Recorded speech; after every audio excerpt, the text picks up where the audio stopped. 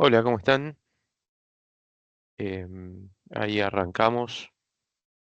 ¿Me están escuchando, no?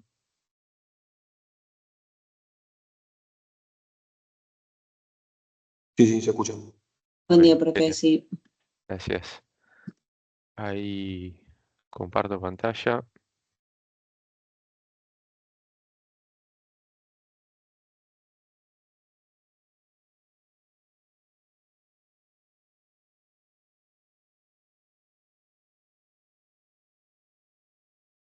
Bueno,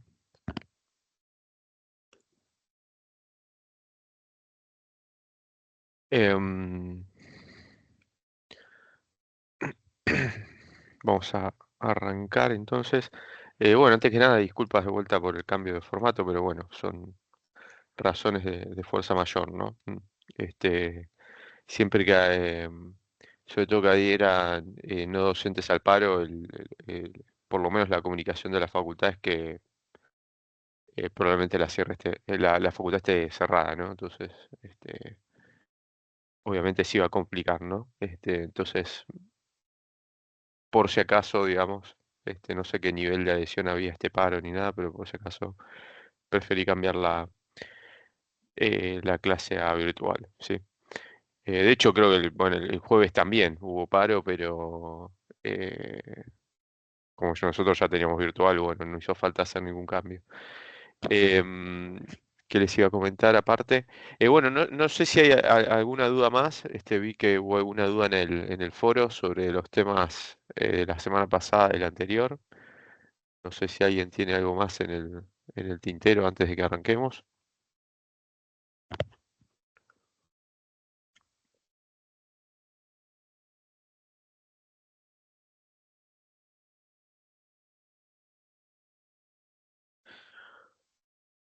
Bueno, parece que no. Ok. Em, bueno, ¿qué venimos viendo hasta ahora? ¿Sí? Estuvimos estudiando cómo se comportan los procesos estocásticos, ¿sí? Digamos, cómo podemos caracterizar su comportamiento, que vamos a usar para representar el comportamiento de series económicas, ¿sí? En esta parte de la materia. Nosotros hasta ahora estuvimos asumiendo que conocíamos la ecuación, digamos, que describía a dicho proceso, ¿sí? Digamos, algo así como la ecuación poblacional, ¿sí? Lo que sería el proceso generador de datos. Y veíamos, bueno, qué caracteriza el comportamiento de un proceso autorregresivo, de determinado orden, qué caracteriza a un proceso de medias móviles y qué a un proceso mixto, ¿sí? Y a partir de esta semana vamos a, digamos, y de hecho vamos a dedicar esta semana a trabajar ya con datos surgidos de la realidad, ¿no? De la observación. Vamos, a hablar un poquito de la metodología para em, tomar una serie económica, así, bueno, poder decir, bueno, mira, esta serie económica tiene un comportamiento parecido a este tipo de proceso, ¿sí? Ver si esa hipótesis es razonable y si lo fuera, digamos, poder usar, obviamente estimar, ¿sí? Digamos, de vuelta el proceso generador de datos, digamos, sería, digamos, la ecuación. em, y con esa ecuación estimada pronosticar eventualmente el futuro de la serie. El objetivo final de todo esto es el pronóstico, ¿sí? De esta metodología. Fíjense que todo lo que hemos visto la semana pasada, de estudiar la media, varianza, autocovarianzas, autocorrelaciones y autocorrelaciones parciales de la serie, hace abstracción totalmente de la teoría económica, ¿sí? Uno básicamente estudia el comportamiento pasado de la serie, ¿sí? Y en base a eso, vamos a querer pronosticarla después, ¿sí? Entonces, la metodología, digamos, empírica, ya, con que, eh, digamos, se aplican estos aportes matemáticos de los procesos ARMA y ARMA, es la metodología Boxy-Jenkins, ¿sí? Yo creo que les conté un poquito la historia, pero la reitero brevemente. Básicamente, los aportes matemáticos se deben en realidad eh, a Joule, Walker, bueno, y otros autores, ¿sí? Había también una escuela rusa, Slutsky. Eh, y básicamente esos fueron los aportes matemáticos, pero digamos, la metodología computacionalmente, como habrán visto, es bastante, digamos, compleja, ¿sí? Digo, a nivel cómputos, ¿no? O sea, hay que hacer muchos cálculos para, por ejemplo, construir el correlograma. Entonces, hasta la década más o menos del 60, 70 que se empezó a popularizar en las universidades, no en los hogares todavía, pero en las universidades el uso de la computación, ¿sí? Eh, no proliferaron ese tipo de modelos, ¿sí? Y justamente se conoce a la metodología como Bozic-Jenkins por estos dos autores que tienen acá en pantalla, que son quienes eh, propusieron la metodología empírica en esa época, ¿sí? Basándose en los aportes de los matemáticos que nombré antes, ¿sí? Entonces, ¿de qué se trata? A ver si esto quiere pasar. Ahí está, ¿sí? Vamos a poner el puntero láser, ahí está. ¿De qué se trata la metodología? ¿Sí? Esto es un poquito en realidad lo que les venía comentando, ¿no? Hasta ahora conocíamos el proceso estocástico general de la serie, ¿sí? En el trabajo empírico lo que vamos a hacer es estimar ese tipo de procesos estocásticos. Vamos a decir, bueno, esta serie creo que se parece a esto, ¿sí? A este tipo de proceso, a este proceso de ARMA-PQ. ¿Mm? ¿Mm? Bueno, el objetivo es el pronóstico, ¿sí? Y vamos a usar el pasado de la serie, ¿sí? Esto es un poquito lo que les comenté recién, ¿sí?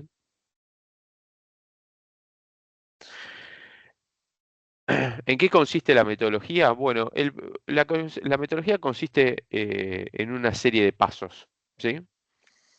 Eh, que vuelta, después en la práctica, obviamente uno digamos, lo hace sin pensar por ahí casi en estos pasos, ¿sí? Pero está bueno esquematizarlo, ¿sí? Para entender en qué consiste, ¿sí? Y tenerla bien en claro. El primer paso de todos es analizar la estacionariedad de la serie. Si nosotros ya definimos qué quería decir este concepto, entonces entendemos más o menos de lo que nos están hablando, ¿sí? Pero em, todavía no hemos visto una herramienta empírica, ¿no? Sí, o sea, lo que vimos es la definición teórica de estacionariedad en su sentido fuerte, en su sentido débil, ¿sí? Trabajamos más que nada con el sentido débil, ¿sí? Pero siempre conociendo la ecuación de proceso, ¿sí? Entonces nosotros la estacionariedad ahora la chequeamos mirando el coeficiente del, no sé, por ejemplo, del coeficiente del proceso autorregresivo de orden 1, ¿sí? O obteniendo las raíces del proceso autorregresivo, ¿sí? Eh, ¿Cuál es el tema? Que ahora la ecuación del proceso no la vamos a conocer, ¿sí? La vamos a estimar, pero no la vamos a conocer. Entonces, digamos, si nosotros no tenemos una ecuación que describe a la sucesión de valores de la variable que estamos analizando, difícilmente vamos a poder decir ex ante si la serie, si un proceso estacionario o no, ¿sí? Entonces lo que se hace en este caso es usar una serie de pruebas, ¿sí? Unas pruebas que se conocen como pruebas de raíz unitaria, ¿sí? De las cuales vamos a hablar en algunas clases, ¿sí? Pero nada, el mundo de raíz unitaria es un mundo en sí mismo. Nosotros vamos a ver las pruebas originales, ¿sí? Que dieron origen a esa literatura, justamente. Son las pruebas de Dickey-Fuller. Pero bueno, hay una gama muy amplia de pruebas que se puede recurrir, ¿sí? Nosotros vamos a usar Dickey-Fuller. Todavía no lo vamos a ver esto, ¿sí? No lo vamos a ver. Pero bueno, acá cuando decimos test de raíz unitaria, nos referimos a esto, ¿sí? Si la serie no fuera estacionaria, ¿sí? Lo que tenemos que hacer es transformarla. Como con lo que hablamos digamos, la última clase teórica, ¿sí? Sobre cómo se veían los procesos ARIMA. ¿Sí? Un proceso ARIMA, digamos, el parámetro D, ¿sí? Acuérdense que los ARIMA eran P de Q, ¿sí? El parámetro D lo definía la cantidad de veces que había tenido que diferenciar la serie para transformarla en algo que fuera estacionario, ¿sí? Entonces, Si la serie fuera no estacionaria, yo la tengo que diferenciar, ¿sí? O aplicar algún otro tipo de transformación. Acuérdense que en general en economía también a veces se usa logaritmo natural, ¿sí? Eh, pero bueno, en general vamos a usar diferenciación y la tengo que diferenciar tantas veces como sea necesario para que, digamos, la serie sea estacionaria, ¿sí?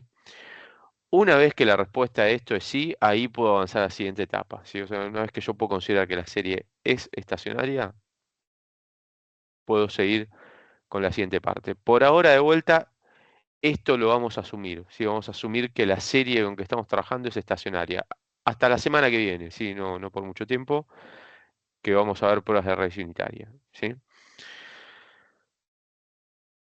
Si una vez que la respuesta es sí, sí, que yo tengo una serie estacionaria o que tengo una transformación de esa serie, ¿sí? Que es estacionaria, pasamos a la etapa de identificación, ¿sí? ¿En qué consiste esta etapa? Bueno, en inspeccionar fundamentalmente el correlograma de la serie, ¿sí? Algo que hemos hecho la semana pasada con los procesos simulados, ¿sí? Y hemos visto las características del correlograma de cada tipo de proceso, ¿sí? Y lo que voy a querer dilucidar de ahí es el tipo y orden del proceso, o sea, si es autorregresivo de orden P y cuánto es P, digamos, o si es de medias móviles y es de orden Q, o si es un proceso mixto, ¿sí?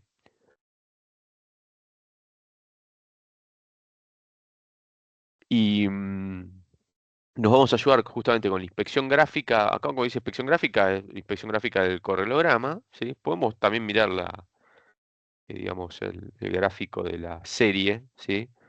Aunque, como habrán notado, digamos, el gráfico a lo largo del tiempo, digo, ¿sí?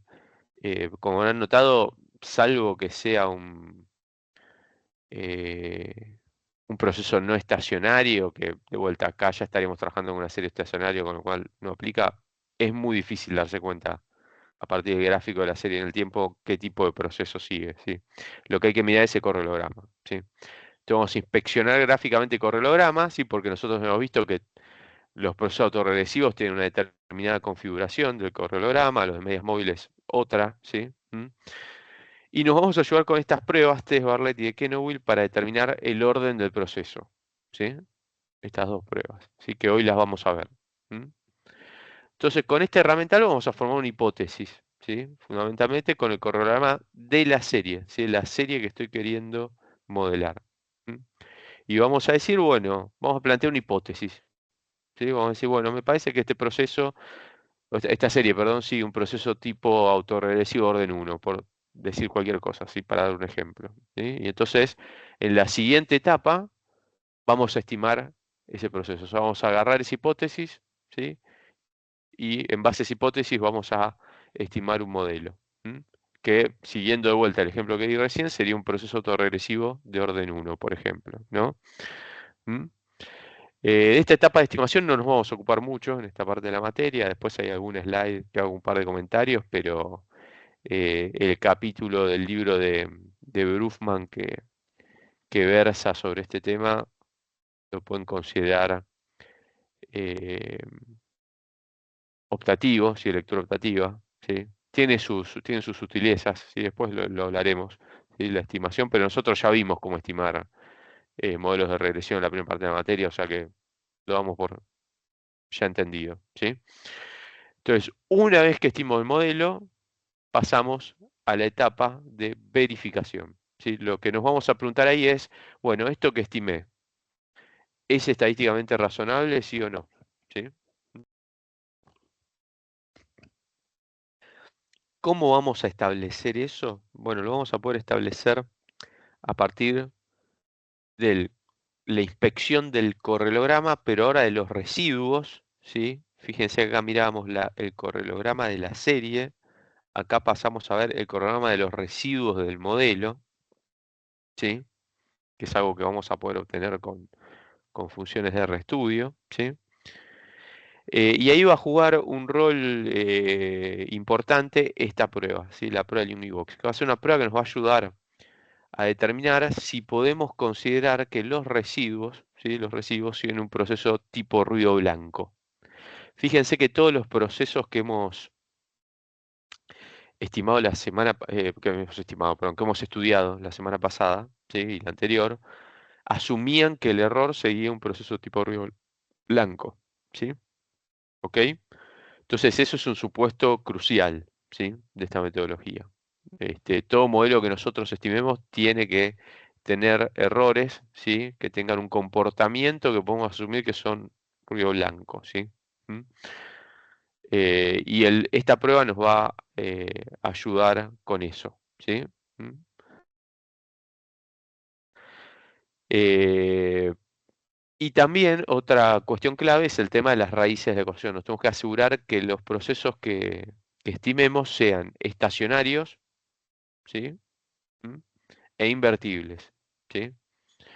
¿Por qué también es necesario mirar por el lado de estacionariedad esto, aunque acá se supone que ya lo chequeamos? Bueno, porque, a ver, acá estamos haciendo estimaciones de todo, ¿sí? Entonces, puede ser que tengamos alguna serie que parezca que es estacionaria, pero por ejemplo, si estimamos, si seguimos con el ejemplo antes del proceso autorregresivo de orden uno, si estimamos ese, digamos, ese tipo de proceso, por ahí nos da algún valor de coeficiente cercano a la unidad y entonces por ahí tenemos que decir, bueno, este modelo por lo menos lo tenemos que descartar, inclusive por ahí nos tenemos que replantear si la serie realmente es estacionaria o no y si no hay que transformarla, ¿sí?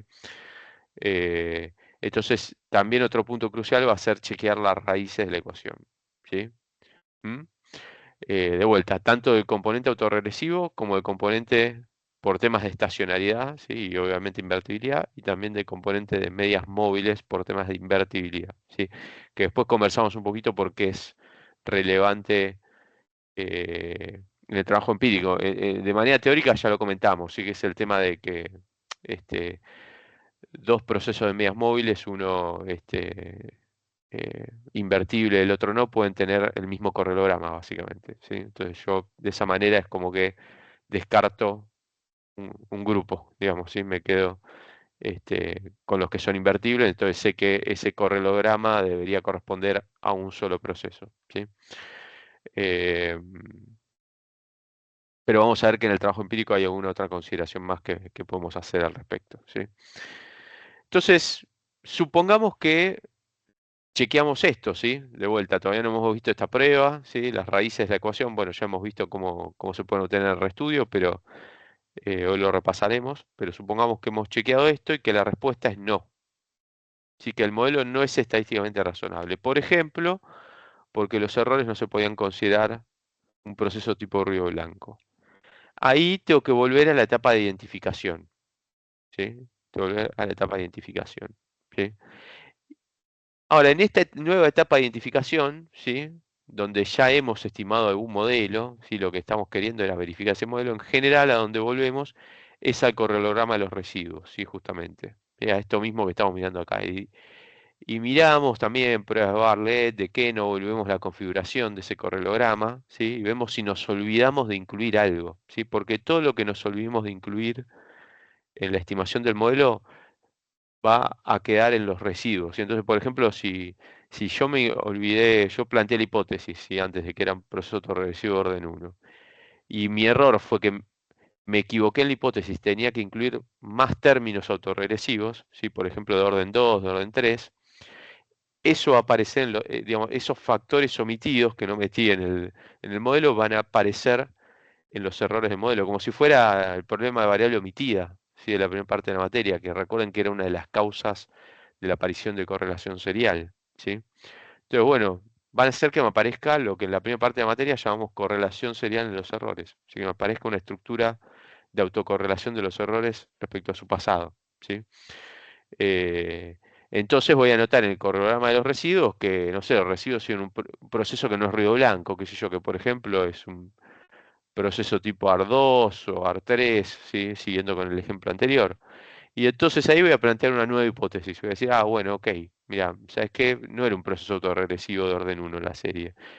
Voy a probar con un proceso autorregresivo de orden 2 por decir cualquier cosa, ¿sí? Y nos ayudamos para decir eso de vuelta con inspección gráfica del correlograma y estas pruebas de Bartlett y Kennewill, igual que en esta etapa, pero lo que cambia es el correlograma que miramos, ¿sí? ¿Mm? Más allá de eso, yo, si por algún motivo me sirve mirar también el correlograma de la serie, obviamente lo puedo hacer, ¿sí? Para, digamos, si si me sirve como para intuición de, che, ¿qué es lo que me olvidé? ¿Sí? De meter. Y pasamos nuevamente con esa nueva hipótesis que planteamos, por ejemplo, de vuelta. Me equivoqué con el autorregresivo orden 1, parece ser que un autorregresivo orden 2. Pasamos de vuelta a la etapa de estimación. Ahora estimamos un proceso autorregresivo de orden 2. ¿Sí? Y una vez que hacemos esa estimación, ¿qué hacemos? Pasamos de vuelta a verificación y nos preguntamos si es estadísticamente razonable. ¿Sí? Si no lo es, volvemos a identificación en el cronograma de los residuos fundamentalmente. Y planteamos una nueva hipótesis, por ejemplo, no, che, me sigo olvidando de algo, ¿sí? Era un autorregresivo de orden 3 aparentemente, ¿sí? ¿Mm? Y entonces con esa nueva hipótesis estimo un nuevo modelo, ya que volvemos a esta etapa, y paso a la etapa de verificación nuevamente, ¿sí?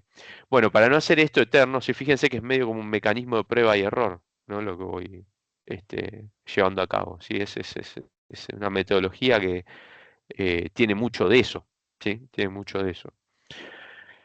Eh, entonces, una vez que la respuesta a la etapa de verificación es sí, que el modelo es estadísticamente razonable, yo con ese modelo puedo pasar a lo que en realidad me interesaba acá, que era la predicción del futuro, obtener predicciones de la evolución futura de la serie. ¿Sí? Y lo que en general se va a estilar acá, y nosotros lo vamos a hacer, es hacer, antes de usar el modelo para hacer pronósticos ex ante, recuerden que ex ante era que pronosticamos realmente el futuro, ¿sí? Vamos a hacer algún pronóstico ex post, o sea, vamos a haber reservado algún periodo de datos que, para el cual conocíamos, digamos, la evolución futura de la serie en realidad, y vamos a ver qué tan bien pronostica la serie fuera de la muestra con que estimé el modelo, ¿sí? Eso se estila bastante hacerlo, ¿sí? Para evitar problemas, por ahí que en la literatura se conocen como problemas de sobreajuste, ¿sí? De que el modelo represente muy bien los datos con que lo estimamos, y después cuando lo use para predecir que era en realidad lo que quería hacer, prediga cualquier cosa, ¿sí? Por ejemplo, si prediga muy mal. ¿Ok?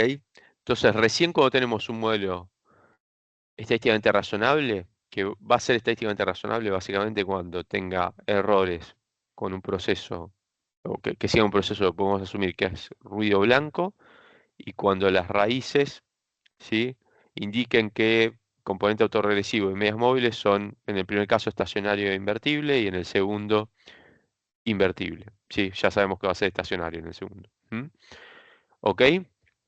Bueno, bueno, no vamos a llegar para esta clase, pero seguramente la clase que viene hablemos un poquito de vuelta de predicción, ¿sí? Pero ahora en este contexto, ¿sí? En el contexto de estos modelos, ¿sí? ¿Ok? Consultas hasta acá, ¿sí? Esto es la metodología vuelo de pájaros, ¿sí? Básicamente la estructura de la metodología, ¿sí? Después, ahora nosotros nos vamos a empezar a meter en cada una de estas etapas, ¿sí? A hablar un poquito de cada una de estas etapas, ¿sí? Esta, verificación, ¿sí? Estas dos, y esta, ¿sí? Estacionalidad de vuelta, lo vamos a dejar para la semana que viene. ¿M? Pero me interesa si así a grandes rasgos les surge alguna duda, ¿sí? Respecto a metodología. ¿Sí? Las cosas concretas las vamos a ir viendo en estas clases, ¿sí? Pero si les surge alguna duda sobre digamos, el panorama general de la metodología. ¿Mm?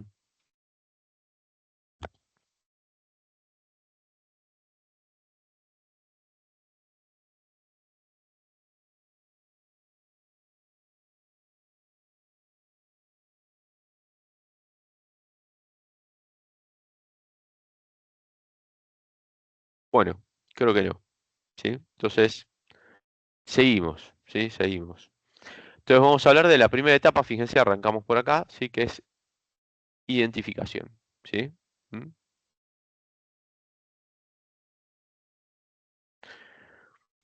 Nosotros hasta ahora veíamos o estuvimos trabajando con autocovarianzas teóricas, ¿sí? La función de autocorrelación teórica, ¿sí? Porque conocíamos la ecuación que describía el proceso, ¿sí? Y la función de autocorrelación parcial, ¿sí? Teórica, que no la computamos, ¿sí? Pero bueno, dijimos cómo habría que computarla, ¿sí? Eh, Ahora vamos a trabajar con valores empíricos, ¿sí? Que van a surgir de los datos, de una serie de datos que observamos, ¿sí? Una serie de valores de una variable, ¿sí? Entonces, las autocovarianzas empíricas, ¿sí? Van a ser los vamos a anotar con la letra C. Acá de vuelta sigo la anotación del libro de Grufman, ¿sí? Las anotamos con la letra C, ¿sí? Sería como decir gamma sombrero, ¿sí? Son como el estimador de estas autocovarianzas. Y si ustedes quieren usar gamma sombrero, yo no tengo problema, ¿sí? Lo mismo las autocorrelaciones empíricas, las vamos a anotar como RK, ¿sí? De vuelta, pues la anotación que usa Grufman, es lo mismo que decir Rho sombrero, ¿sí? ¿Mm? Y las autocorrelaciones parciales empíricas, sí, vamos a usar phi sombrero y doble subíndice, ¿sí? Recuerden que con un solo subíndice hacemos referencia a los coeficientes de un componente autorregresivo de un modelo, y, digamos, con un único subíndice, y con doble subíndice hacemos referencia a los coeficientes de autocorrelación parcial, ¿sí? Si tienen sombrero, serían empíricos, ¿sí? Estimados a partir de una sucesión de valores de una serie empírica, ¿sí? Ok.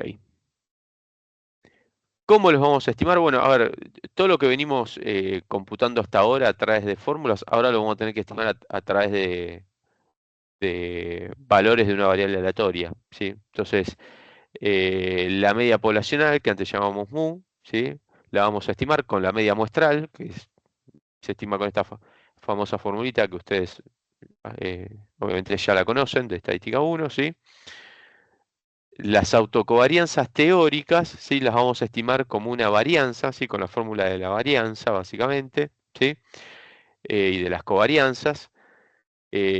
Obviamente, cuando k sea igual a cero, estaremos hablando de la varianza, ¿sí? Entonces, fíjense, cuando k es igual a cero, esto es it menos i raya, ¿sí? Con lo cual, acá es como que tenemos it menos i raya al cuadrado, ¿sí? ¿Mm? Y esa operación la hacemos para cada observación de la muestra, ¿sí? Y la sumamos, ¿sí? Y dividimos por t menos k. Fíjense que es el estimador insesgado de la varianza, y eventualmente para k igual a 1, k igual a 2, k igual a 3, ¿sí? Fíjense que acá habrá rezagos de i, entonces va a ser una covarianza, ¿sí? La covarianza de i en t con i en t menos 1, de i en t con i en t menos 2, ¿sí? Y en principio, salvo que conozca valores premuestrales, ¿sí? Anteriores a la muestra que estoy usando, fíjense, voy a tener que acortar la muestra, ¿sí? Voy a tener que ir acortando la muestra, porque obviamente cuando quiera computar esto, por ejemplo, para i en el periodo 1, y supongamos que quiero computar la autocovarianza de orden 1, cuando haga i en 1 menos 1, acá, bueno, i en 0 no lo voy a conocer, si no conozco valores premuestrales, ¿sí? Entonces, nada, voy a tener que ir acortando la muestra, ¿sí? A medida que voy computando órdenes de autocovarianza superiores, ¿sí? Por eso acá parte de k más 1, ¿sí? Eh, Acaba de hacer una aclaración. En el libro de Brufman, esta formulita está expresada de otra forma, ¿sí? Como parándonos en T más K sería, ¿sí? Una cosa así, en vez de en T. Con lo cual van a notar que son distintos los índices de la sumatoria. Nada. Si la escriben para un ejemplo, se van a dar cuenta que es exactamente lo mismo, ¿sí? O sea, si escriben para gamma 1, extienden la fórmula para, qué sé yo, pongámosle gamma 1 y T mayúscula igual, qué sé yo, a 5, ¿sí? Para no hacerla muy larga, ¿sí? Eh, Recuerden que T mayúscula es el tamaño de muestra acá, ¿sí? Van a ver que es la misma fórmula, en realidad, ¿sí? Expresada de otra manera. Entonces vamos a dividir por T menos K, ¿sí? Ahora, hay otra alternativa, digamos que es el estimador asintóticamente insesgado, ¿sí? Que es dividiendo por T, ¿sí? ¿Mm? Eh, Ustedes en la práctica 11 van a tener que resolver un par de ejercicios donde tienen que reproducir como la función de autocorrelación de una serie, ¿sí? Y van a usar este estimador. Pero también les comento esto porque, ¿qué es lo que pasa? RStudio utiliza este estimador, ¿sí? O sea, las funciones de R, las que de hecho ya hemos visto, la función ACF2, ¿sí? Que computa el correlograma de una serie, las autocovarianzas digamos, que computa para calcular la función de autocorrelación utilizan esta fórmula, ¿sí?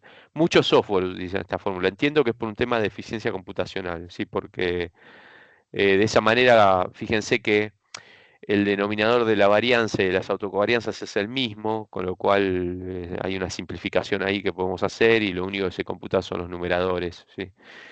Creo que viene por ahí la mano, ¿sí? Obviamente a medida que aumenta T mayúscula, las dos estimaciones se van aproximando, ¿sí? Por eso este es asintóticamente insesgado y este es insesgado, ¿sí?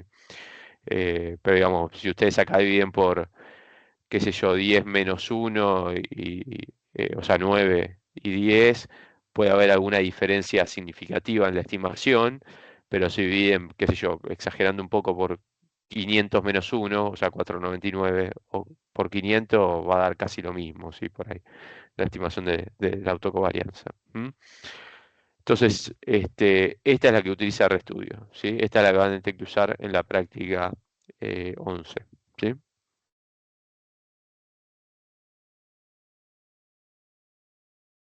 Y una vez que tenemos la varianza y las autocovarianzas, ¿cómo computamos la función de autorrelación empírica? Bueno, ahí sí, igual que antes, ¿sí? Haciendo el cociente entre la autocovarianza de orden K y la varianza del proceso. Sí, nada más que ahora usamos los estimadores, ¿sí? Porque los valores teóricos no los vamos a conocer, ¿sí? ¿Ok? Y la función de autorrelación empírica la va a computar el RStudio.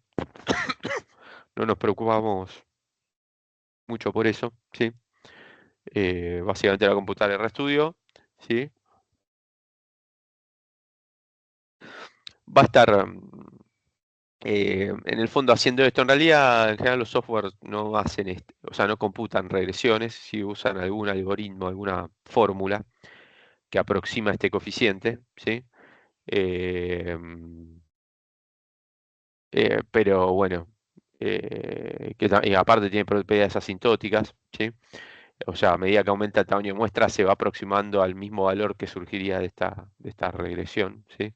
Pero bueno, no importa, lo hace el RStudio, con lo cual no nos vamos a ocupar. Sí, pero se podría computar de esta manera, sí, se podría computar de esta manera que está acá, con esta regresión, sí, con esta estructura de regresiones. ¿Ok? Eh, ok, entonces, fíjense lo que vamos a hacer ahora, a diferencia de lo que venimos haciendo, es estimar las funciones de autocorrelación y autocorrelación parcial a partir de los datos, ¿sí? Que conocemos. Y dijimos que en esta etapa que era la identificación, vamos a usar un par de pruebas que nos van a ayudar en la identificación más que nada nos van a ayudar en la identificación del orden del proceso que estamos estimando, ¿sí? Eh, en general, el tipo de proceso lo vamos a deducir más que nada de la configuración, justamente la inspección gráfica del correlograma y ver si, bueno, si la función de autocorrelación decrece asintóticamente a cero, ¿sí? Eh, y, y con alguna de estas pruebas podemos decir que la autocorrelación empírica se interrumpe a partir de un determinado orden. Bueno, podemos plantear la hipótesis de que es un proceso autorregresivo de orden P, ¿sí? Entonces, nada, pero fíjense que el hecho de decir que es un proceso autorregresivo, medio que lo deducimos de la inspección gráfica, en ese caso, de la función de autocorrelación, ¿sí?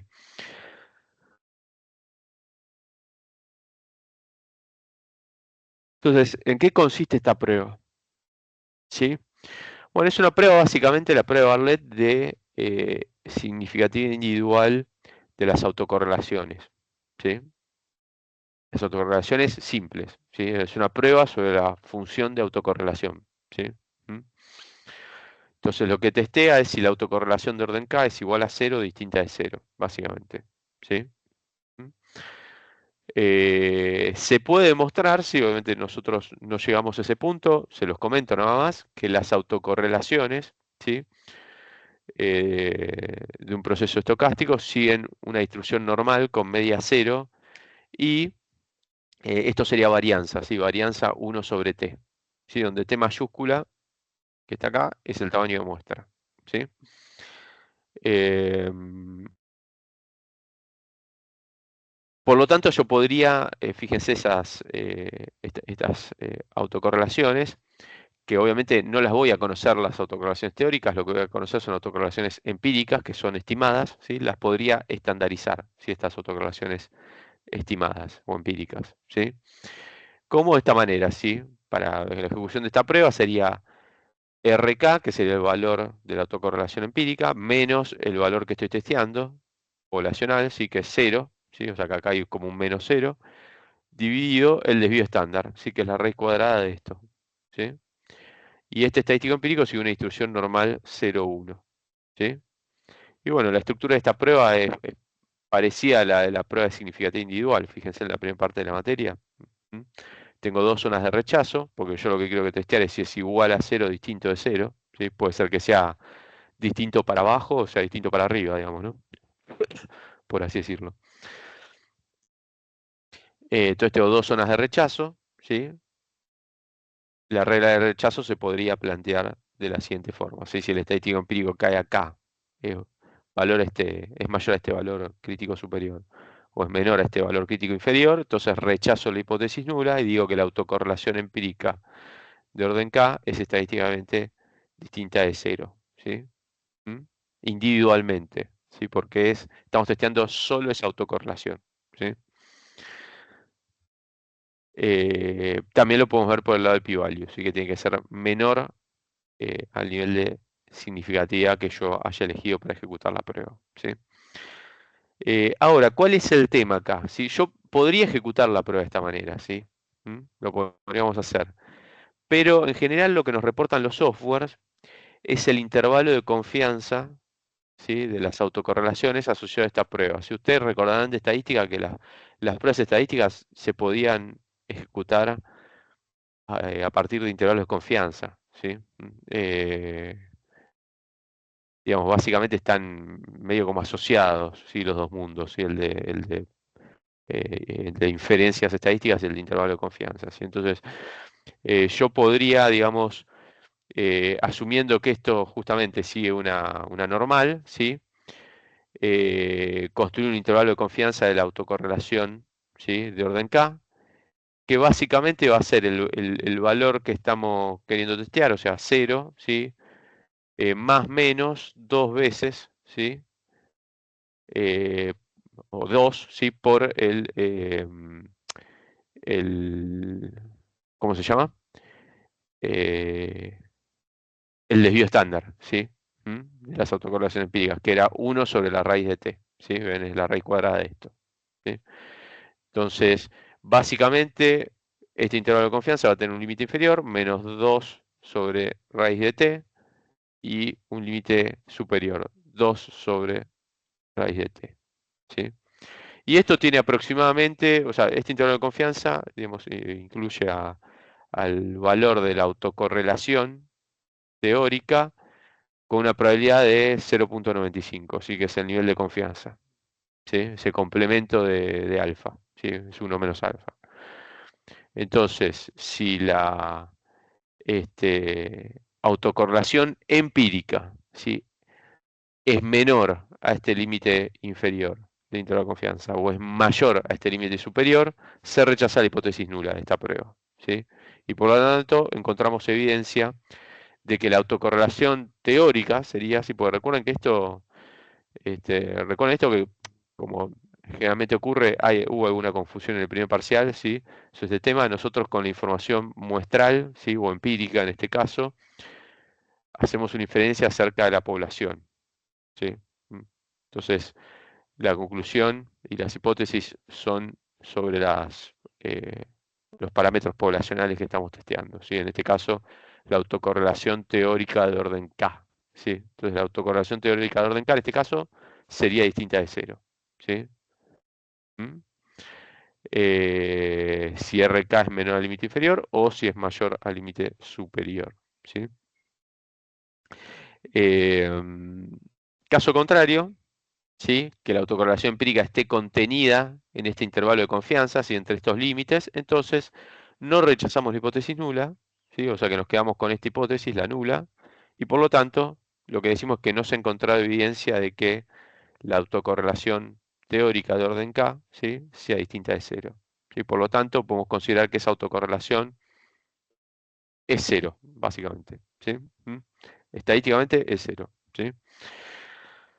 Entonces fíjense que esta prueba nos va a servir para decir qué autocorrelaciones, ¿sí?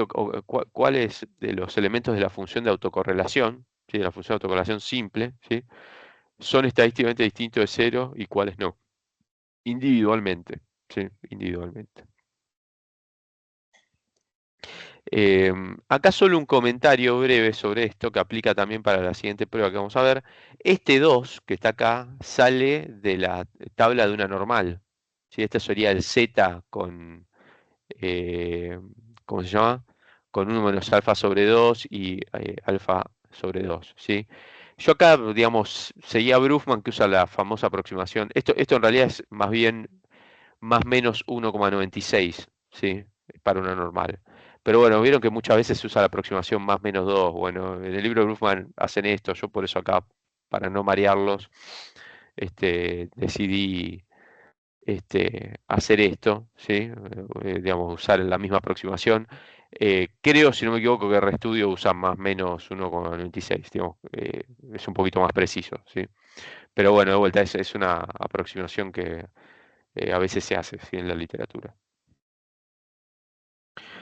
Eh, ok. La otra prueba es la prueba de Kenobi, ¿sí? Dijimos prueba de Bartlett y la prueba de Kenobi. La prueba de Kenobi es muy parecida a la función, a la prueba de Bartlett, ¿sí? Pero es sobre la función de autocorrelación parcial. Lo que testeamos es individualmente los valores de la función de autocorrelación parcial, si son iguales a cero o distintos de cero, ¿sí? También se puede mostrar que las autocorrelaciones empíricas siguen una distribución normal con media cero y varianza 1 sobre t. La misma, fíjense que las autocorrelaciones simples, ¿sí? Con lo cual se pueden estandarizar de la misma forma. La prueba tiene dos zonas de rechazo, igual que antes, ¿sí? Por ser prueba igual o distinto, ¿sí? Y la regla de rechazo se puede plantear de la misma forma que antes, ¿sí? Y nuevamente lo que nos van a reportar en general los softwares, ¿sí? No solo RStudio, sino que en general los softwares reportan esto, es los límites del intervalo de confianza. Se van a reportar en el correlograma este valor y este valor. Entonces lo que nosotros vamos a chequear es si las autocorrelaciones empíricas exceden, ¿sí? Para un lado o para el otro ese intervalo de confianza, en cuyo caso rechazamos la hipótesis nula y concluimos que hay evidencia de que la autocorrelación parcial teórica de orden K es distinta de cero, ¿sí? Caso contrario, que la autocorrelación parcial de orden K, ¿sí? Empírica, esté contenida en el intervalo de confianza, ¿sí? O sea, caiga entre estos dos límites, ¿sí? Lo que vamos a decir es que no se rechaza la hipótesis nula y que por lo tanto esa autocorrelación parcial empírica teórica, ¿sí? No sería distinta de cero, ¿sí? Básicamente no encontramos evidencia que sea distinta de cero, ¿sí?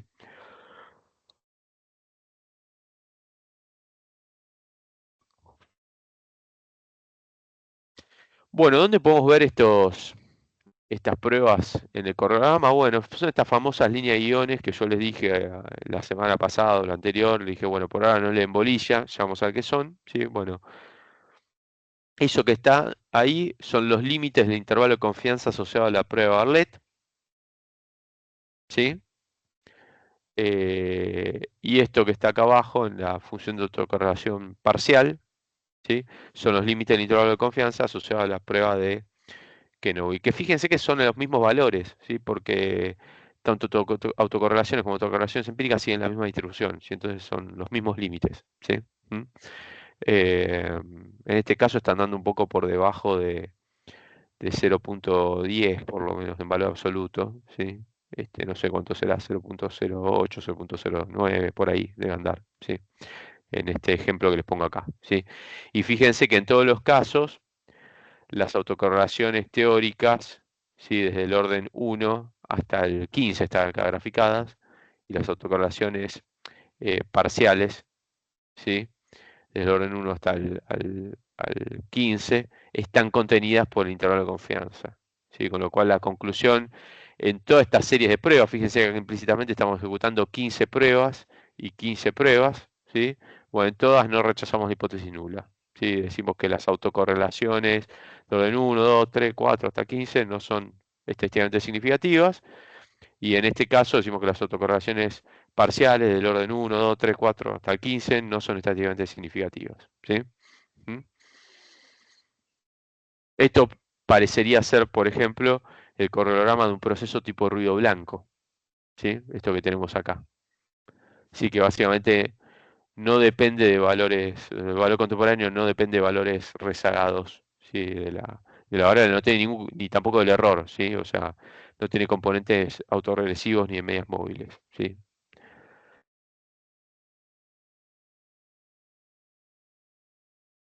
Mm. Em, bueno, y lo que es relevante, digamos, acá tener en cuenta, de vuelta, digamos, es también que uno tiene que inspeccionar gráficamente el correlograma, ¿sí? Y tratar de dilucidar estas cosas, ¿sí? Si la función de autocorrelación tiene un comportamiento, acá, de vuelta, siguiendo un poco lo que dice Brufman, y Urbizaya en su libro, que lo escriben con un comportamiento infinito en el sentido de que es asintótico, ¿no? Como que pareciera que va tendiendo asintóticamente a cero, pero por ahí en el fondo nunca llega, ¿sí? Este, eh, sí, y, y después también lo que podemos ver es si la función de autocorrelación o autocorrelación parcial más bien tiene un comportamiento de que de golpe se interrumpe, ¿sí? O sea, tiene algunos valores significativos y después, ¡pum!, se vuelve cero, ¿sí? Eh, Y obviamente podemos tener configuraciones un poquito más complejas de elucidar que, bueno, muchas veces pueden indicarnos que son procesos mixtos, ¿sí? Pero bueno, de vuelta. Y acá lo que hay que tener en cuenta es que cuando ahora trabajemos con series empíricas que nos surgen de una simulación estadística, como las que estuvimos haciendo hasta ahora en el RStudio, bueno, puede pasar que los correlogramas sean un poquito más difíciles de leer, ¿no? Y que yo tenga que empezar a plantear hipótesis un poquito más aventuradas, ¿no? Este, ¿m? Dicho mal y pronto, digamos, en lunfardo, usar un poquito más la imaginación, digamos, ¿no? Para decir, bueno, esto podría ser una función de autocorrelación que decrece asintóticamente a cero, ¿sí? Y que la función de autocorrelación parcial me indique determinado orden, ¿sí? Eh, Como habrán visto, el panorama general de la metodología tiene mucho de artesanal, ¿sí? La metodología. Y puede ser que si miramos el cronograma de una serie y nos ponemos a modelar todos nosotros por separado, eh, haya un grupo que llegue a un determinado modelo, otro que llegue a otro modelo distinto, sí, o sea, no, no, digamos, puede surgir ese tipo de cuestiones, ¿no? De vuelta acá, como estamos ya estimando cosas, sí, puede ser que a algunos les parezca una cosa, a otros les parezca otra, de vuelta, siempre que estemos trabajando más que nada con series empíricas, ¿sí? Con series teóricas en general es bastante claro, ¿sí? Salvo en procesos ARMA muy complejos, en general es bastante claro, ¿sí? ¿Ok? Pero bueno, tengan en cuenta esto, ¿sí? En el libro de Brufman hay alguna versión de este cuadrito también. Yo acá lo simplifiqué un poco, creo, ¿sí? Tengan en cuenta también, perdón, me olvidé de comentarlo, en el esquema ese que vimos al principio del panorama general de la metodología, también esa es una versión mía modificada de la que está en el libro de Brufman, ¿sí? Van a ver que la segunda etapa de verificación, una vez que ya estimamos un modelo separada de la etapa de verificación original, es de vuelta, una versión mía de lo que está en Brufman, ¿sí? Eso van a ver que está un poquito distinto. Básicamente porque yo prefiero resaltar que, bueno, en en las etapas de identificación posteriores a una primera etapa de verificación, ¿sí? En general volvemos a mirar el cronograma de los residuos, no volvemos tanto al cronograma original de la serie, ¿sí? Pero bueno, digo, van a notar que es un poquito distinto, sepan que es, de vuelta, es una versión mía, ¿sí? Bueno, ¿cómo venimos hasta acá? Si están muy callados, ¿sí? ¿Mm? ¿Alguna duda? ¿Inquietud?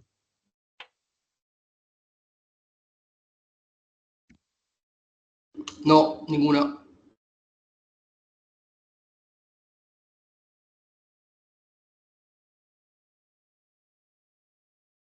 Ok,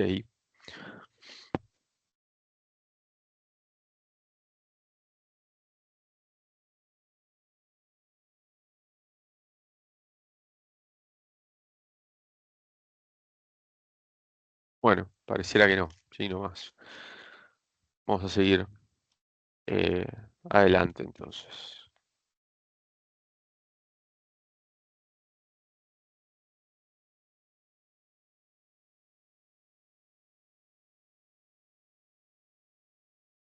Bueno, siguiente etapa sería estimación, ¿sí? Nosotros con este herramental, digamos de vuelta la inspección gráfica del cronograma y estas dos pruebas que nos van a ayudar a, una vez que digamos, che, esto podría ser un proceso autorregresivo de medias móviles, a determinar el orden del proceso, ¿sí? Eh, ya podríamos tener una hipótesis de vuelta, no sé, que esto podría ser un proceso autorregresivo de orden uno, un proceso de medias móviles de orden uno, lo que sea, ¿sí? Em, Pasaríamos a la etapa de estimación, ¿sí? De vuelta. Acá habría que obtener los coeficientes, ¿sí? Nosotros ya vimos el procedimiento por lo menos de mínimos cuadrados, ¿sí? Eh, en la primera parte de la materia. Estos modelos se pueden estimar por mínimos cuadrados, ¿sí? Si quisiéramos, es perfectamente válido, ¿sí? Pero en general los software no utilizan mínimos cuadrados, utilizan máxima verosimilitud, ¿sí? Que es un método del que nosotros nos hablamos, que ustedes habrán visto en estadística 2, supongo, ¿sí? Algo habrán visto de máxima verosimilitud, por ahí no en el contexto del modelo de regresión, pero algo habrán visto, ¿sí? Eh, Nosotros antes, en la primera parte de la materia, dedicábamos una partecita de una clase a hablar digamos, del modelo de regresión estimado por máxima verosimilitud. Básicamente deducíamos los estimadores del modelo de regresión simple, ¿sí? Son los mismos que en mínimos cuadrados, nada más que en máxima verosimilitud se estima también la varianza del error, ¿sí? Eh, que lo que surge de ahí es la varianza, el estimador de la varianza asintóticamente insesgada, ¿sí? En vez de la insesgada que en general usábamos con mínimos cuadrados, ¿sí? Pero nada, de vuelta, estos modelos se pueden estimar por mínimos cuadrados. Sí, de hecho, tienen, si no me equivoco, tienen la opción eh, para estimarlo en la función que vamos a usar, en la función Sarima, pero por default se estudia por máxima verosimilitud, ¿sí? Lo vamos a dejar así, ¿sí? De vuelta, como lo va a hacer el estudio, no nos importa tanto el método, ¿sí? Eh, de vuelta, como le dije, se pueden usar otros momentos, ¿sí? Mínimos cuadrados, inclusive método de los momentos, ¿sí? Si les interesa ver las sutilezas teóricas de estos métodos, justamente tiene un capítulo del libro de Grufman, que en este momento no recuerdo el número, pero yo creo que era el 6 si no recuerdo mal, ¿sí? Si no sería el 7 por ahí, pero me parece que era el 6 que habla de esto, ¿sí? ¿Mm? De la matemática detrás de las estimaciones por estos tres métodos, ¿sí? Máxima verosimilitud, mínimos cuadrados y método de los momentos, ¿sí? Pero es optativo, ¿sí? Más allá de eso, si ustedes quisieran estimar esto por mínimos cuadrados, como lo hacíamos en la primera parte de la materia, ¿sí? Digamos, usando la formulita de x traspuesta por x a la menos uno por x traspuesta por y, ¿sí? Sepan que hay ciertos detalles acá que, digamos, ciertos detalles sutiles sobre la estimación que no hay que tener en cuenta, ¿sí? Por ejemplo, un ejemplo de estos es el tema de los rezagos de los errores, ¿no? Porque eh, cuando yo voy a estimar un proceso de medias móviles, digo, bueno, y en el periodo t depende de, por ejemplo, epsilon en el periodo t menos uno, ¿sí? Entonces yo los errores, digamos, para el periodo muestral ¿sí? Los puedo tratar de aproximar, ¿sí? Pero fíjense, acá hay dos cosas. Primero, los errores rezagados son como eh, una variable explicativa del modelo, ¿sí? Una variable independiente. Y en general los residuos del modelo, ¿sí?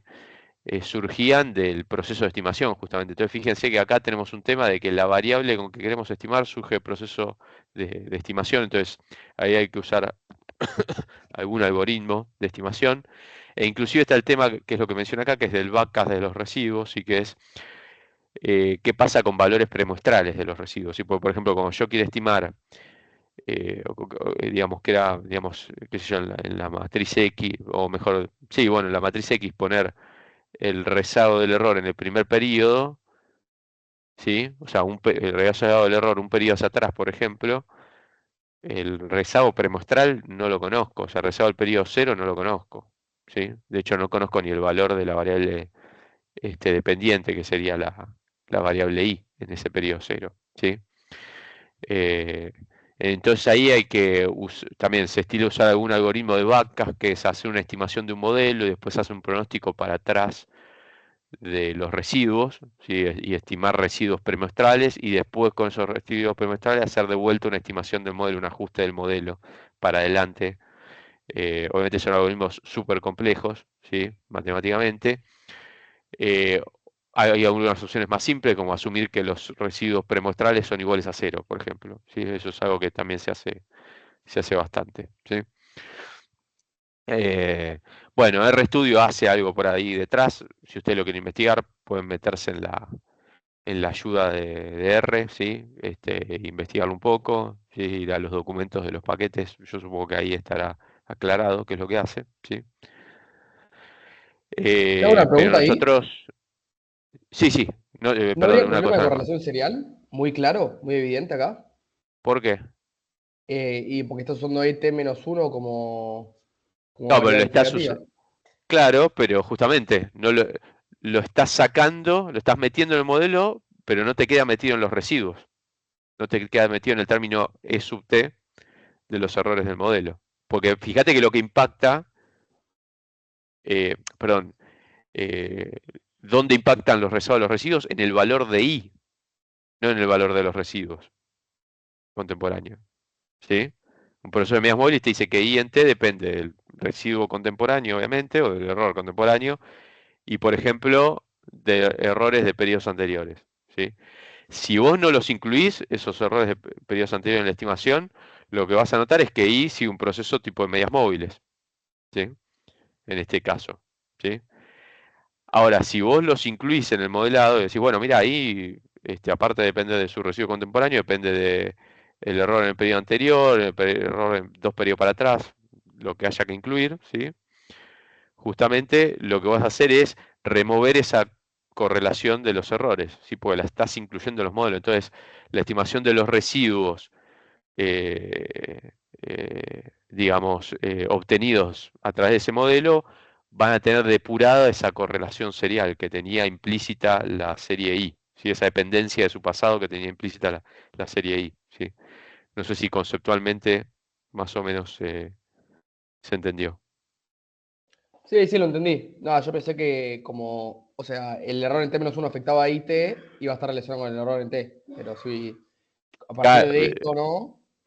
Claro, ¿no? Porque justamente vos estás modelando eso. Entonces, si el proceso, si la estructura del proceso que vos planteaste es la adecuada, en los errores no te va a quedar nada. Los errores van a ser procesos ruido blanco, ¿sí? Como asumíamos en los procesos de medias móviles, digamos, ¿sí? El problema sí de lo que llamaríamos correlación serial, te aparecería si vos te estás olvidando de meter algo, digamos, un componente autorregresivo, un componente de medias móviles en el modelo, ¿sí? Ahí te va a empezar a aparecer alguna estructura de correlación de los errores respecto a su pasado. Pero si metiste todo lo que tenías que meter, digamos, componente autorregresivo, medias móviles que tenías que meter en la estimación del modelo, epsilon t va a ser un proceso tipo ruido blanco, digamos. ¿Mm?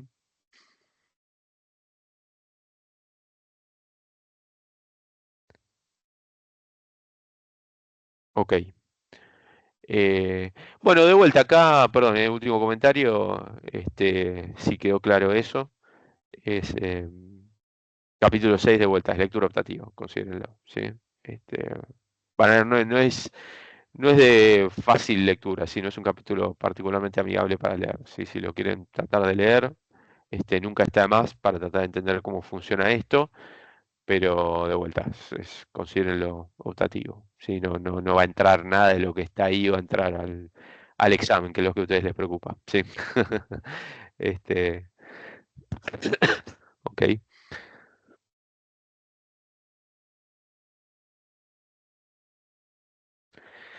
Bueno, entonces eso era estimación. ¿Sí? Ahora deberíamos pasar a la etapa de verificación.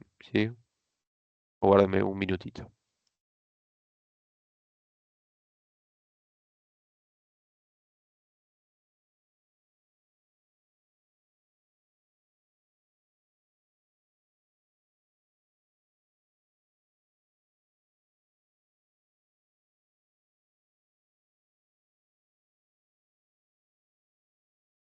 Bueno, ahí estamos. Si esto quiere avanzar, ahí está. Recuerden, análisis de estacionalidad, identificación, ¿sí? A ver, que estacionalidad lo pasamos por alto por ahora, ¿sí? Identificación, estimación. Ahora tenemos un modelo estimado, queremos verificar si es estadísticamente apropiado o razonable, ¿sí? ¿Qué tenemos que verificar? ¿Sí? Hay dos cuestiones que yo les comenté ya antes, ¿sí? Son cruciales. ¿Sí? Una es el análisis del cronograma de los residuos, ¿sí? Es clave esto de que los errores de los modelos que estimemos sean un proceso tipo ruido blanco, ¿sí? Eso lo vamos a tener que chequear.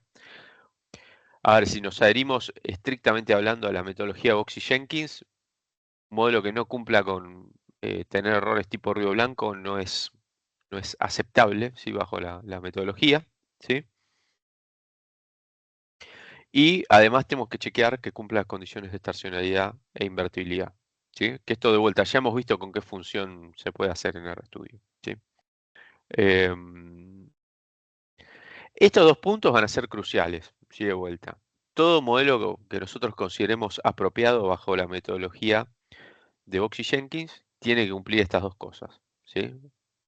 Errores ruido blanco, que sería este punto, y condiciones de estacionalidad e invertibilidad. Ahora, lo que puede pasar es que haya varios modelos posibles, ¿sí? Que cumplan estas condiciones. ¿Sí? Eso puede ocurrir. De hecho, muchas veces va a ocurrir. ¿Sí? Generalmente va a ocurrir, de hecho, me animaría a decir. ¿Sí? ¿Por qué? Porque lo que estamos haciendo, fíjense que o sea, ya no tenemos una ecuación que nos describe un proceso y nosotros sabemos que es un proceso autorregresivo de orden 1, como veníamos trabajando hasta ahora, sino que lo que tenemos es una sucesión de datos de una variable, ¿sí? Con lo cual, en realidad lo que estamos haciendo son estimaciones. Y bueno, mira, el comportamiento de esta serie se parece al de un proceso autorregresivo de orden P con estos coeficientes phi, o de medias móviles de orden Q con estos coeficientes θ, ¿sí? Que aparte son estimaciones, ¿sí? Entonces, eh, de vuelta, puede ser que tengamos varias alternativas que cumplan estas condiciones, ¿sí?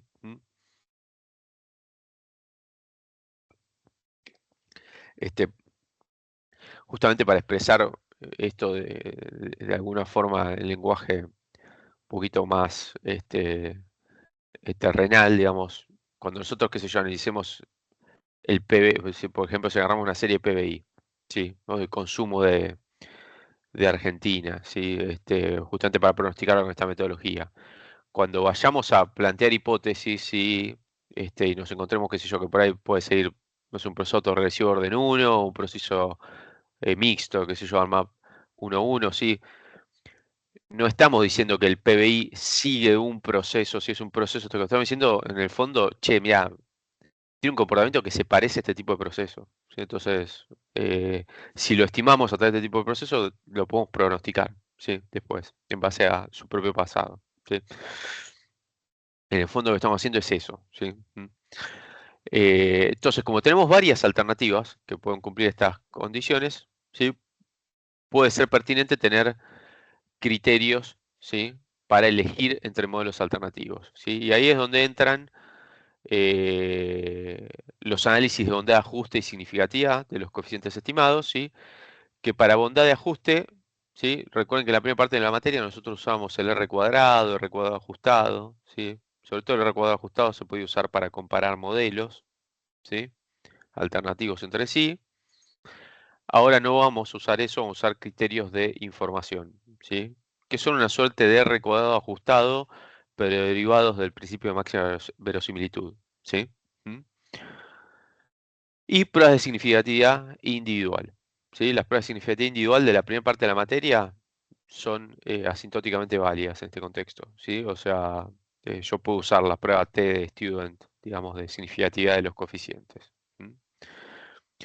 Y además vamos a tener en cuenta eh, un principio que es un principio estadístico general, sí que se usa en muchos contextos, y no solo acá, que es el principio de, muchas veces se traduce como parsimonia, si en realidad es mejor, tengo entendido, traducirlo como parquedad, ¿sí? ¿Mm? Parsimonia es una traducción medio literal de parsimony en inglés, pero aparentemente la mejor traducción de parsimony, al menos en este contexto, es parquedad, ¿sí? O sea, ¿qué quiere decir principio de parquedad? Bueno, lo vamos a ver dentro de alguna slide, ¿sí? Pero básicamente está relacionado con la suficiencia de la estimación, ¿sí? Que si la cantidad de parámetros que estoy estimando es suficiente para representar apropiadamente la evolución de la serie, ¿sí? En este contexto, ¿sí? ¿Mm? Entonces, obviamente, este principio va a hacer que modelos relativamente más simples, en el sentido que requieran menos estimación de parámetros, una menor cantidad, ¿sí? De parámetros a estimar, sean preferibles a modelos más complejos, ¿sí? Obviamente siempre es ceteris paribus, ¿no? Siempre que el ajuste de los modelos sea apropiado.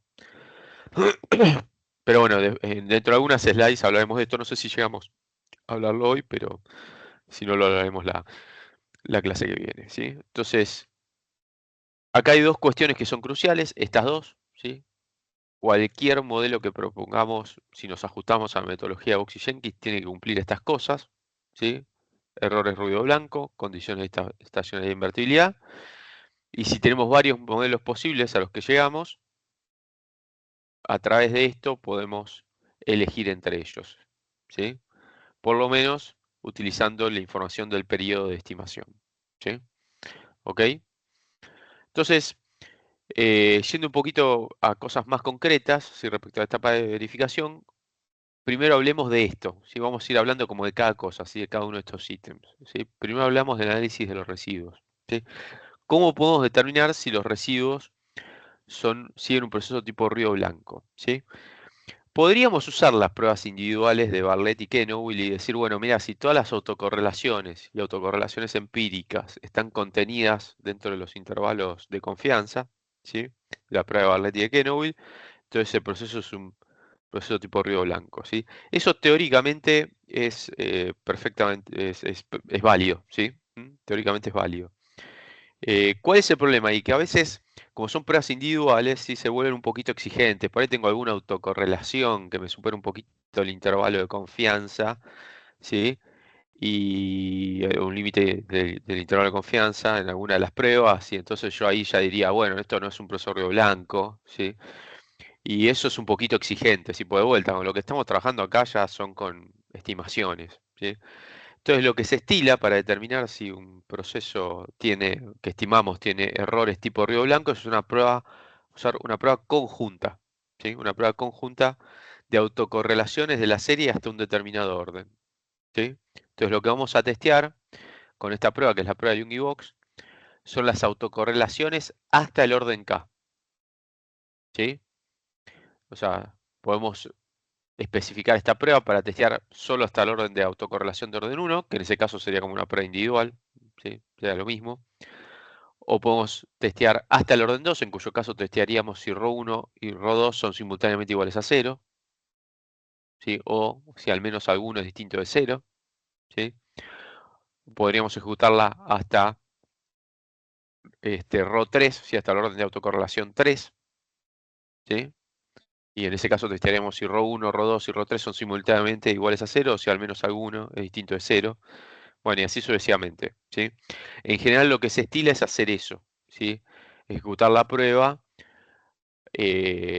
varias veces y hasta el orden de autocorrelación 1, después hasta el orden de autocorrelación 2, hasta el orden de autocorrelación 3 y así sucesivamente, ¿sí? Y ver que en ninguna de esas alternativas, ¿sí? Rechazamos la hipótesis nula. Si en ninguna rechazamos la hipótesis nula, entonces podemos considerar que el error sigue un proceso tipo ruido blanco, ¿sí? Entonces, yendo a lo concreto de esta prueba, ¿sí? ¿De dónde viene esta prueba? Esta prueba en realidad viene de una prueba anterior, que es la prueba de Box-Pierce, que tenía este estadístico empírico, ¿sí? Esto es el tamaño de muestra. Estas son las autocorrelaciones empíricas, ¿sí? Computadas a partir de la sucesión de valores eh, de la serie que estamos analizando, ¿sí? Que en general, de vuelta acá, van a ser los residuos del modelo. ¿Mm? Fíjense que están elevados al cuadrado, ¿sí? Bueno, entonces, este estadístico sigue una distribución chi cuadrado con k menos p menos q grados de libertad. K es el orden de autocorrelación máximo que estoy testeando acá, y P y Q son la cantidad de parámetros estimados de los componentes autorregresivos y de medias móviles, ¿sí? Fíjense que justamente por estimar parámetros, digamos, si estoy analizando, digamos, correlaciones de residuos, ¿sí? O autocorrelaciones, mejor dicho, de residuos, básicamente pierdo grados de libertad, ¿sí? ¿Mm? Ahora, la historia con esto es que después surgió un estadístico que es el que se estila usar actualmente, ¿sí? Que es el del Young Box, que básicamente sí, esta fórmula es el que de vuelta que vamos a usar nosotros, el que en general se estila usar. ¿Por qué? Porque corrige algunos temas que tenía este estadístico de acá, ¿sí? Fíjense, se construye de esta manera, t por t más 2, ¿sí? T mayúscula, recuerden, es el tamaño de la muestra, ¿sí? Y después estas sumatorias son de vuelta las autocorrelaciones empíricas al cuadrado, ¿sí? Hasta el orden k, fíjense los órdenes de la sumatoria, ¿sí? Divididas T mayúscula, que es el tamaño de muestra, esto está fijo, menos J, ¿sí? Y acá, comentario relevante, sobre todo para los ejercicios que tienen la práctica 11, fíjense que esto varía con los términos de la sumatoria. Esto, ¿sí?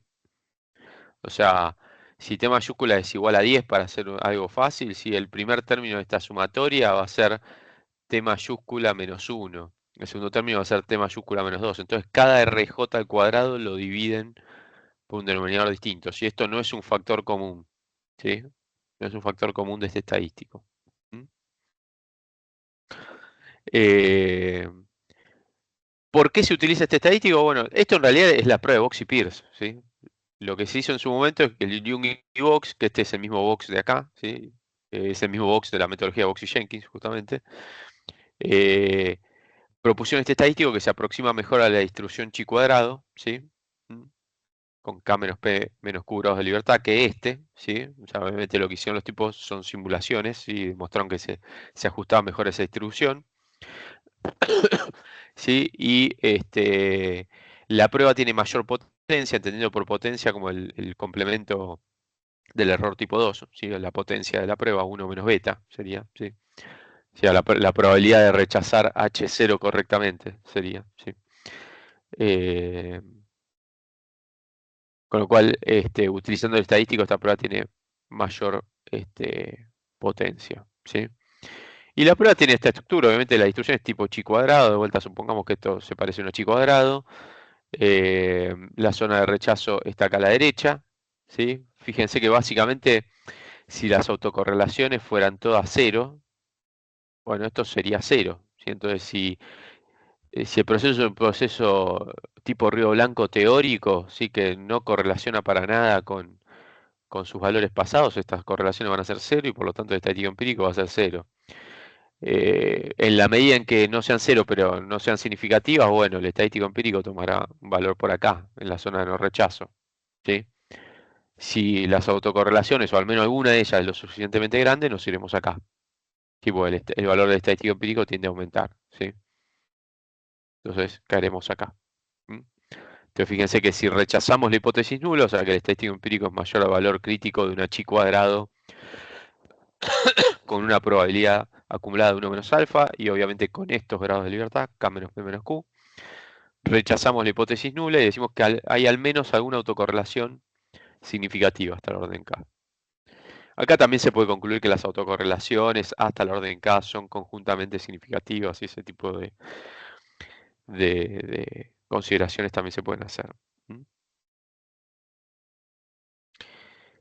Y si caemos por acá, ¿sí? El estadístico empírico cae acá en la zona en blanco, bueno, entonces lo que decimos es que no se ha encontrado evidencia de que las autocorrelaciones hasta el orden K sean significativas. ¿Sí? Se podrían considerar todas simultáneamente iguales a cero estadísticamente, ¿no? Es lo que hablábamos antes, y sería el caso justamente. Esto es lo que buscamos en la etapa de verificación, por así decirlo, ¿sí? Tratamos de llegar a justamente este caso de no rechazo de la hipótesis nula para las pruebas de Linguibox para k igual a 1, k igual a 2, k igual a 3, hasta un orden que establezcamos, ¿sí? Que nos parezca razonable.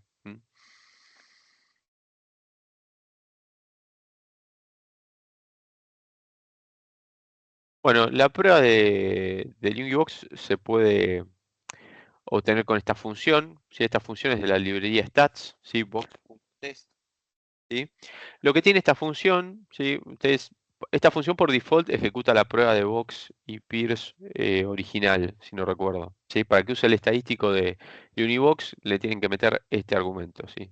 Type, y entrecomillado, porque obviamente es texto, Ljung, ¿sí? Y le tienen que indicar el orden máximo de autocorrelación que quieren testear, ¿sí? Hasta el orden 1 en este caso, por ejemplo. ¿Sí? Por ejemplo, les tira esta salida, ¿ven? El estadístico empírico, 2.423, los grados de libertad, ¿sí? Que en este caso es 1 porque esto es una serie empírica, ¿sí?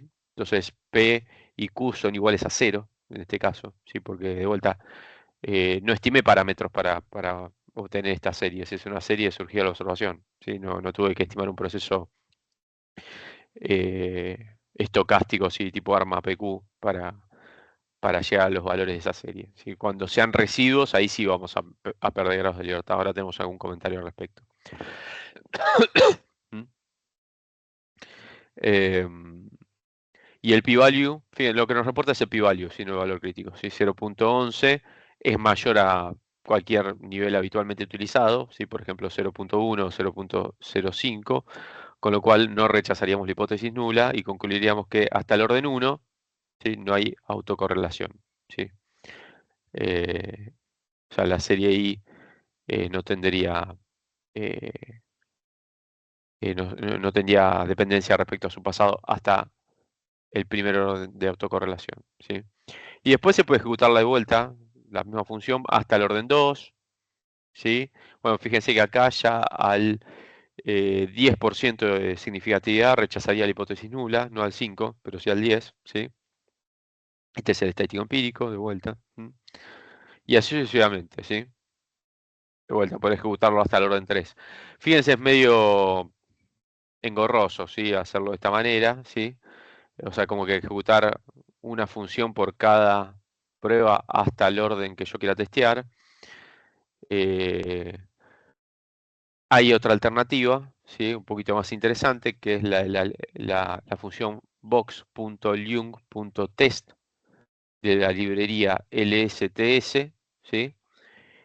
Que en este caso lo que hay que indicarle es la serie para la cual quiero testear autocorrelación y el orden máximo de la prueba, ¿sí? O sea, yo quiero ejecutar las pruebas hasta el orden 12, ¿sí? Entonces fíjense lo que nos devuelve esta función, es un grafiquito, también nos devuelve de última, también tira algunas cosas en, ¿cómo se llama? En la consola de RStudio, ¿sí? Podemos ver los resultados ahí también, pero lo que nos tira, que ya nos ayuda para verlos, para visualizarlos, digamos, ¿sí? Los resultados de la prueba, es este grafiquito. Sí, que fíjense, es la autocorrelación perdón, la autocorrelación, el resultado de la prueba, ¿sí? Del Jungibox, hasta el orden 1, hasta el orden 2, hasta el orden 3, hasta el orden 4, ¿sí? Acá ejecutamos hasta el orden 2, o sea, 12 pruebas del Jungibox. Y lo que nos reporta, fíjense acá, el eje vertical es el p-value, ¿sí? Entonces, y esta línea de iones es 0.05 por default. Entonces, lo que nos está diciendo este resultado es que las pruebas de Young Box hasta el orden 1, hasta el orden 2, hasta el orden 3 tienen siempre p-values por encima de 0.05. Ven que está siempre por arriba los puntos, ¿sí? De la línea de iones. Con lo cual, en todos los casos, no rechazaríamos la hipótesis nula si tomamos ese nivel de significatividad, ¿sí? Y la conclusión sería, bueno, que esta serie I la podemos considerar un proceso tipo ruido blanco, ¿sí? Básicamente, en todos los casos, concluimos que las autocorrelaciones hasta ese orden se pueden considerar estadísticamente iguales a 0, ¿sí? Acá algunas cosas para considerar sobre esta prueba, ¿sí? Tengan en cuenta que a medida que aumenta K, ¿sí? El estadístico de Young Box tiene mejores resultados, como les comenté, en términos de potencia, ¿sí? Este 1 menos beta de acá es la potencia, justamente, la potencia de la prueba. Pero a medida que aumenta K, igual la prueba va perdiendo potencia, ¿sí? ¿Mm? O sea que básicamente va cayendo la probabilidad de rechazar la hipótesis nula y estar en lo correcto, ¿sí? Con lo cual no se estila mucho, estirar mucho esta cantidad de pruebas que ejecutamos para determinar si el proceso sigue un proceso tipo ruido blanco, ¿sí? O sea, llegamos hasta un determinado orden, ¿sí? De vuelta, acá el orden que determinamos es medio arbitrario, pero si la serie es de frecuencia mensual, por ejemplo, es una serie de tiempo de frecuencia mensual, en general no pongan nunca menos de 12, pero tampoco se estiren mucho, que yo puedo estirarlo hasta 24, 36, pongámosle, pruebas del Young Box, pero tampoco mucho más, porque si no, digamos, la prueba de vuelta ya empieza a perder potencia, ¿no? Que es una, obviamente, recuerden que es una propiedad deseable de las pruebas tener una potencia elevada, ¿sí?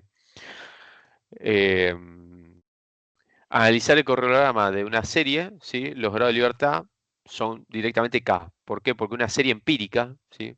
Si analizamos el correlograma de, por ejemplo, del PBI, cuando veamos las pruebas de Univox, van a partir desde K igual a 1, K igual a 2, K igual a 3, ¿sí? ¿Por qué? Porque P y Q son 0, es una serie empírica. Yo no estimé parámetros para llegar a esa serie empírica, ¿sí? O sea, no son residuos surgidos de un modelo en el cual estimé, qué sé yo, los parámetros phi, los parámetros tita, ¿sí? Cuando analizamos el correlograma de los residuos, ¿sí? Esto, ¿sí? Este grafiquito nos lo tira por default la función Sarima. Y fíjense que lo que hace la función Sarima es acortar, ¿sí? Acortar la cantidad de pruebas que podemos ejecutar. Fíjense que acá estamos en el 5, 10, 15, 20, ¿sí? Antes del 5 hay con 4 grados de libertad, perdón, hasta k igual a 4 y hasta k igual a 3. ¿Sí? Este es el orden, hasta el orden de autocorrelación que estamos testeando, ¿sí? Y acá testeamos hasta el orden 3, hasta el orden 4, hasta el orden 5. ¿Qué pasó con las pruebas anteriores?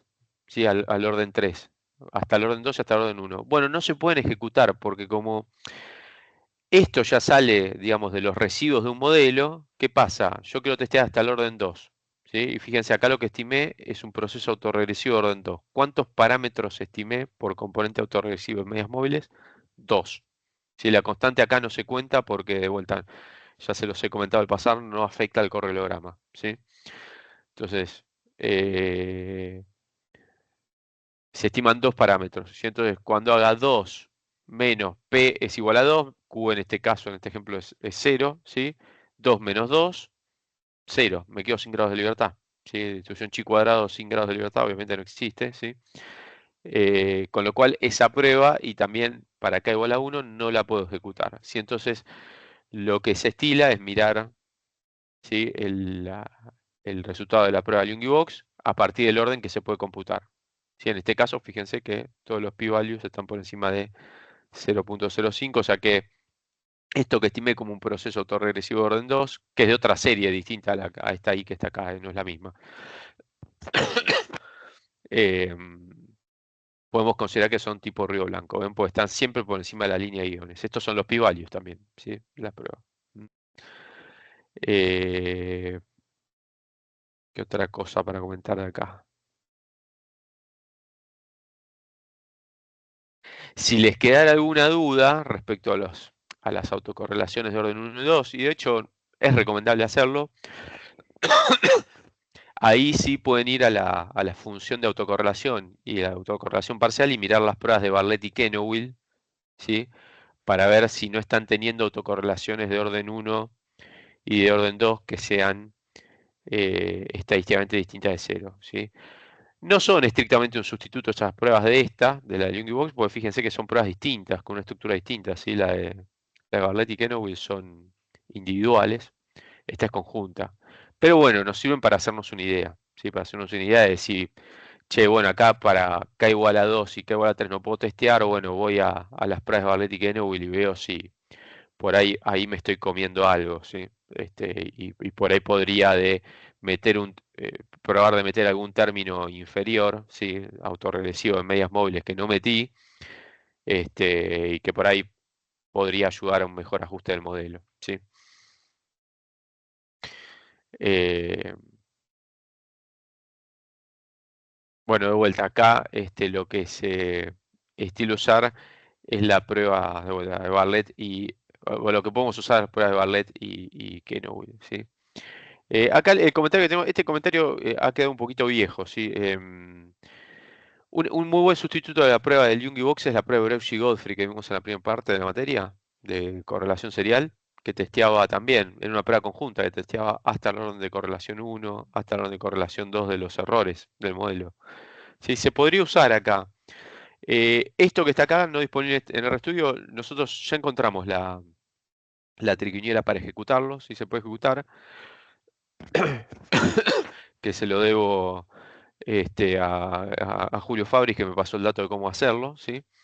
Pero bueno, también la conversación que surgió con Julio, digamos, en un pequeño seminario que tuvimos sobre estos temas y otros más avanzados de econometría en el receso entre cuatrimestres, es que aparentemente esto que hacíamos no se estila, tanto esto de mirar digamos, mirar digamos, o sea, ejecutar la prueba de Lingy Box a partir del orden que puedo, ¿sí? Y para los órdenes que no puedo ejecutarla, mirar otra prueba como la de Breusch y Godfrey y la de Bartlett, Kenowill, aparentemente no se estila tanto en la literatura, ¿sí? Por lo menos hoy en día. Entonces, nada, podrían mirar esto directamente con Lingy Box. De vuelta, mi recomendación por ahora, igual, no que hagan esto de Breusch y Godfrey, que aparte no lo vamos a ver, pero si a alguno le interesa cómo se pueden ejecutar en este caso, se los puedo pasar, es fácil operativamente. Eh, pero sí les recomendaría que le peguen una mirada a la función de autocorrelación y autocorrelación parcial de los primeros órdenes, y para los órdenes 1 y 2 en este ejemplo, ¿sí? Para chequear que ahí no nos estemos perdiendo de algo, ¿sí? Y obviamente, para que los errores del modelo, la variable que estemos mirando, sea un proceso tipo Río Blanco, todos estos p-values tienen que estar por encima de 0.05. ¿Sí? ¿Sí? Y ahí vamos a poder decir, tenemos un modelo, sí, sí, es el cronograma de los residuos de un modelo, tenemos un modelo que cumple con la condición de errores tipo ruido blanco. ¿Sí? ¿Ok? ¿Se entendió esto? ¿Alguna, aunque no haya signo de pregunta acá, para un minuto acá? ¿Alguna consulta? ¿Se entendió? ¿Alguna inquietud?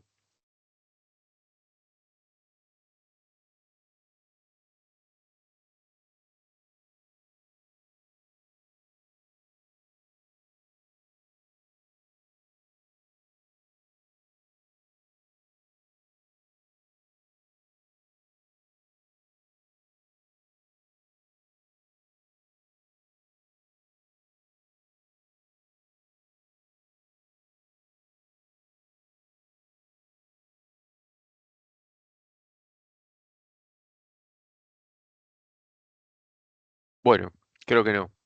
Entonces seguimos con condiciones de estacionalidad y invertibilidad. ¿Sí?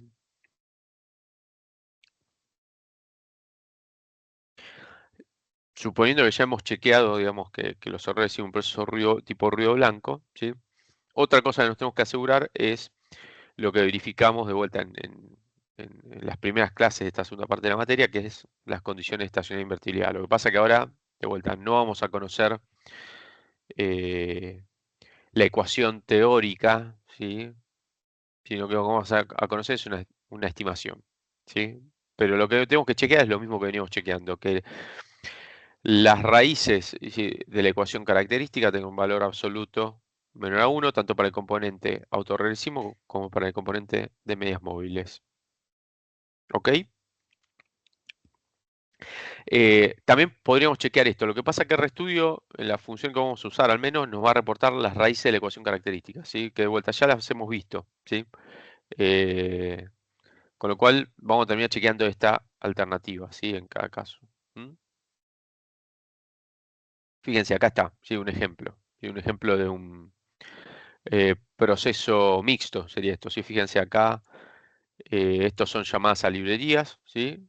Y lo que hicimos fue, acá hice una simulación, ¿sí? Para mostrarles este ejemplo. Fíjense, simulé un proceso ARMA 2.1, ¿sí? Con coeficiente Φ1 0.5, coeficiente Φ2 menos 0.3 y un coeficiente de componente MA1 que recuerden acá es menos 0.3, quiere decir que bajo nuestra notación teórica es tita 1 igual a 0.3, ¿sí? Dado que usamos por default el signo negativo. No le puse constante, de vuelta no afecta al correlograma, con lo cual, como era solo una simulación para mostrar esto, lo dejé sin constante y hice 5.000 simulaciones, ¿sí? Es una serie que tendría 5.000 observaciones, ¿sí? Y bueno, acá después ajusté un modelo Sarima, ARMA 2.1, ¿sí? Fíjense, usé la función Sarima y el resultado lo guardé en el elemento modelo, ¿sí? ¿Mm? Eh, y bueno, con la función I le ajusté un modelo que tenga componente autorregresivo de orden 2, componente de medias móviles 1, ¿sí? Y esto de los details false, no me acuerdo para qué era, la verdad, este argumento. Me parece que es para que no les aparezcan detalles del cómputo en la consola de RStudio, si no recuerdo mal, ¿sí? Por ahí les aparece un detalle de los pasos de la estimación del modelo, ¿sí? ¿Mm? Y después con la función autoplot, ¿sí? Aplicada a este elemento modelo, en realidad al elemento fit que está dentro de este elemento modelo, ¿sí? Que tiene como todos los resultados de la estimación, les tira este gráfico, ¿sí? Que tiene un gráfico para las raíces del componente autorregresivo y otro para el de componente de medias móviles. Y esto se los tira como un solo gráfico, pero como en dos gráficos separados, ¿sí? Bueno, lo que hay que chequear es que estas raíces estén en el círculo unitario, que esto ya lo hemos visto, ¿sí? Ya lo hemos conversado. ¿Ok? Si se acercan mucho acá a la frontera, cuidado, ¿sí? Justamente ahí venía la aclaración, ¿sí? Si estamos muy cerca, si por más que no superen o no lleguen a la frontera de ese círculo con radio igual a la unidad, ¿sí? Que nos indica el valor absoluto de las raíces, ¿sí? Cuidado si están cerca de 1, ¿sí? Porque acá estamos haciendo estimaciones, ¿sí? Entonces, si tenemos alguna raíz que tenga un valor absoluto de 0,98, 0,99, acá el valor de vuelta, por ahora no hay una prueba, ¿sí? Que nos permita testear el valor de esas raíces, por lo menos para el lado de estacionalidad, con lo cual es medio a criterio, ¿sí? del analista, ¿sí? Pero 0,98, 0,99, tal vez 0,97, ¿sí? Cuidado con esas raíces, ¿sí? Porque como de vuelta estamos haciendo estimaciones, puede ser que en realidad esos valores sean indistinguibles del 0, perdón, del 1, ¿sí? Sean indistinguibles del 1. Porque básicamente, recuerden, digamos, las raíces de dónde las obteníamos hasta ahora, ¿sí? De la ecuación que describió el proceso, ¿sí? Va a depender de los valores de Φ1, Φ2, o de tita 1, tita 2, o de todos esos valores. Si esos coeficientes yo ahora los estoy estimando, y con esos coeficientes estimados, ¿sí? RStudio nos computa las raíces del proceso, las raíces también son estimadas, ¿sí? Con lo cual, si nos dan 0,9, qué sé yo, 0,98, 0,99, 0,97 tal vez, ¿sí? Puede ser que eso en realidad estadísticamente no sea distinto de 1, ¿sí? ¿Ok? Entonces, mucho cuidado con eso, ¿sí?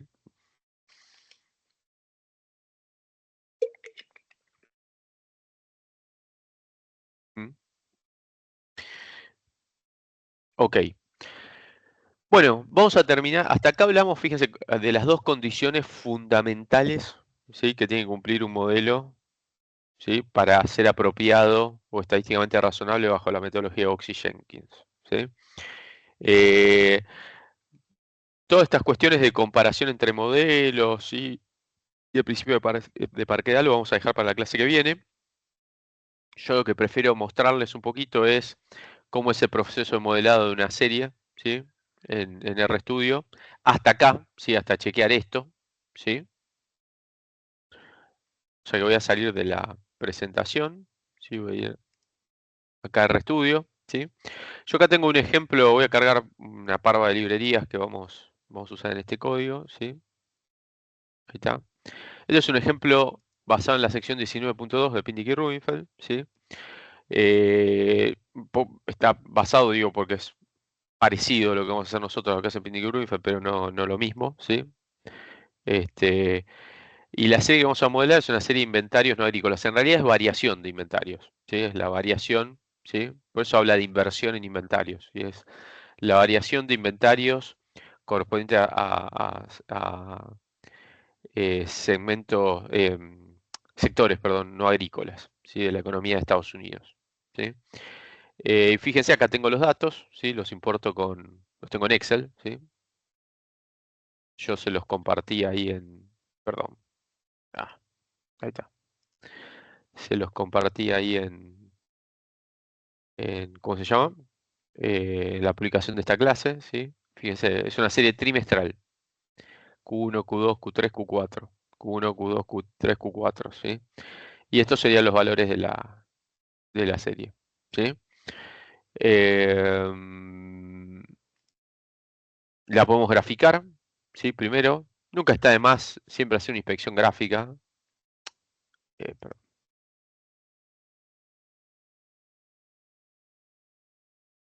¿qué pasa? Que me está tirando error. Espérenme,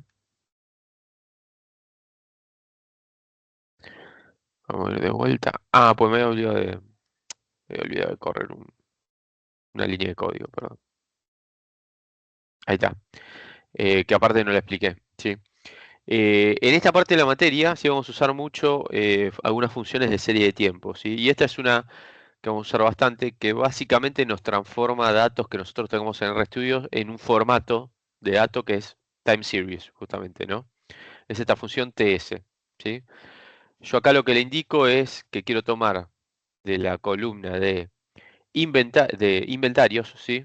Del elemento datos, que es un data frame esto, ¿sí? Eh, desde las líneas 1 a 140, ¿sí? Básicamente lo que vamos a hacer es de esta forma usar los datos déjenme abrir esto de vuelta, ¿sí? Desde 1960 Q1 a 1994 Q4, ¿sí? Y vamos a estimar modelos con esos datos y vamos a dejar este periodo para hacer un pronóstico ex post, ¿sí? ¿Mm? ¿Ok? Entonces, esta es la serie que queremos transformar en una serie de tiempo, ¿sí? Este es el periodo de inicio de la serie de tiempo, ¿sí? Primer periodo de 1960, eso es lo que estamos indicando con este argumento. Y con frecuencia les estamos indicando básicamente, bueno, justamente cuál es la frecuencia de la serie, ¿sí? Si acá ponemos un 4, estamos indicando que es trimestral. Si ponemos un 1 es que es anual, sería, ¿sí? Si ponemos un 12, quiere decir que es mensual, ¿sí? Entonces, fíjense que si yo ejecuto esta línea de código, ven que ahora aparece acá un elemento que es time series, ¿sí? Y si quieren lo podemos imprimir acá, perdón.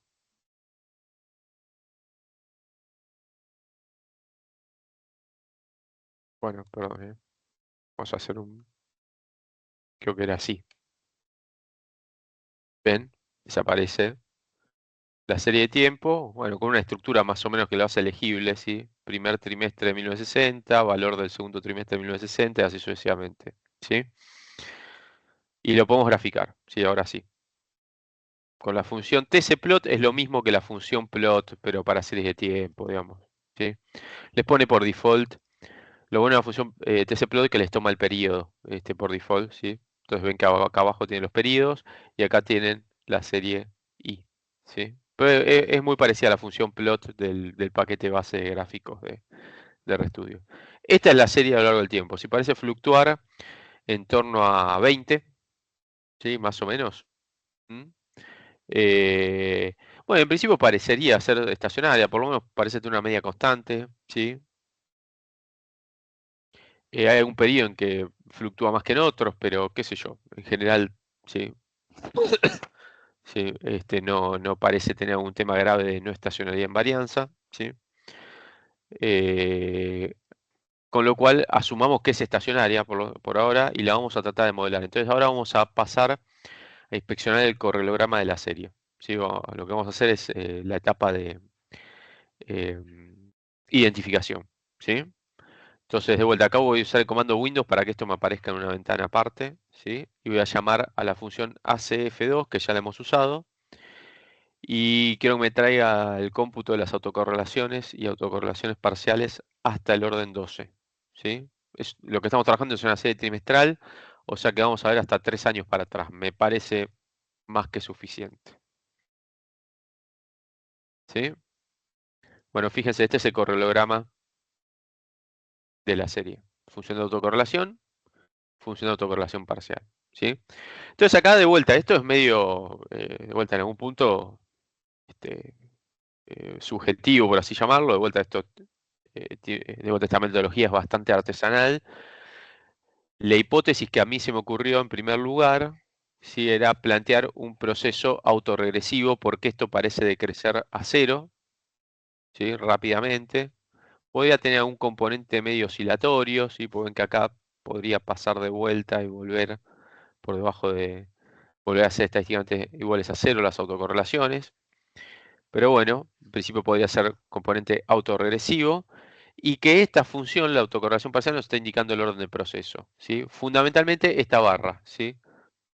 Que es la que claramente es estadísticamente distinta de cero, ¿sí? Esto recuerden que es la prueba de Kenowill, ¿sí? Esto claramente supera el límite integral de confianza, ¿sí? Alguien podría decir, bueno, che, acá también tenés otra que supera pero el límite inferior. Sí, tal cual, ¿sí? Yo decidí acá decir, bueno, mira, esta supera por poquito, voy a probar primero con un autorregresivo de orden 1, ¿sí? Y ver si con eso alcanza, ¿sí? ¿Ok? Ustedes perfectamente podrían decir, che, no, pará, incluí también un rezago 4 periodos hacia atrás de ahí, porque esto podría estar indicándote, ¿sí? Que también tenés que incluir ese valor, ¿sí? De vuelta, ¿sí? Son hipótesis que vamos a ir planteando, ¿sí? Entonces vamos a, nuevamente voy a usar el comando Windows para que los gráficos de ajuste del modelo con la función Sarima, ¿sí? Me aparezcan en una ventana aparte y los podemos ver más grandes, ¿sí? Entonces vamos a estimar un modelo que es un AR1, que es la hipótesis inicial, ¿sí?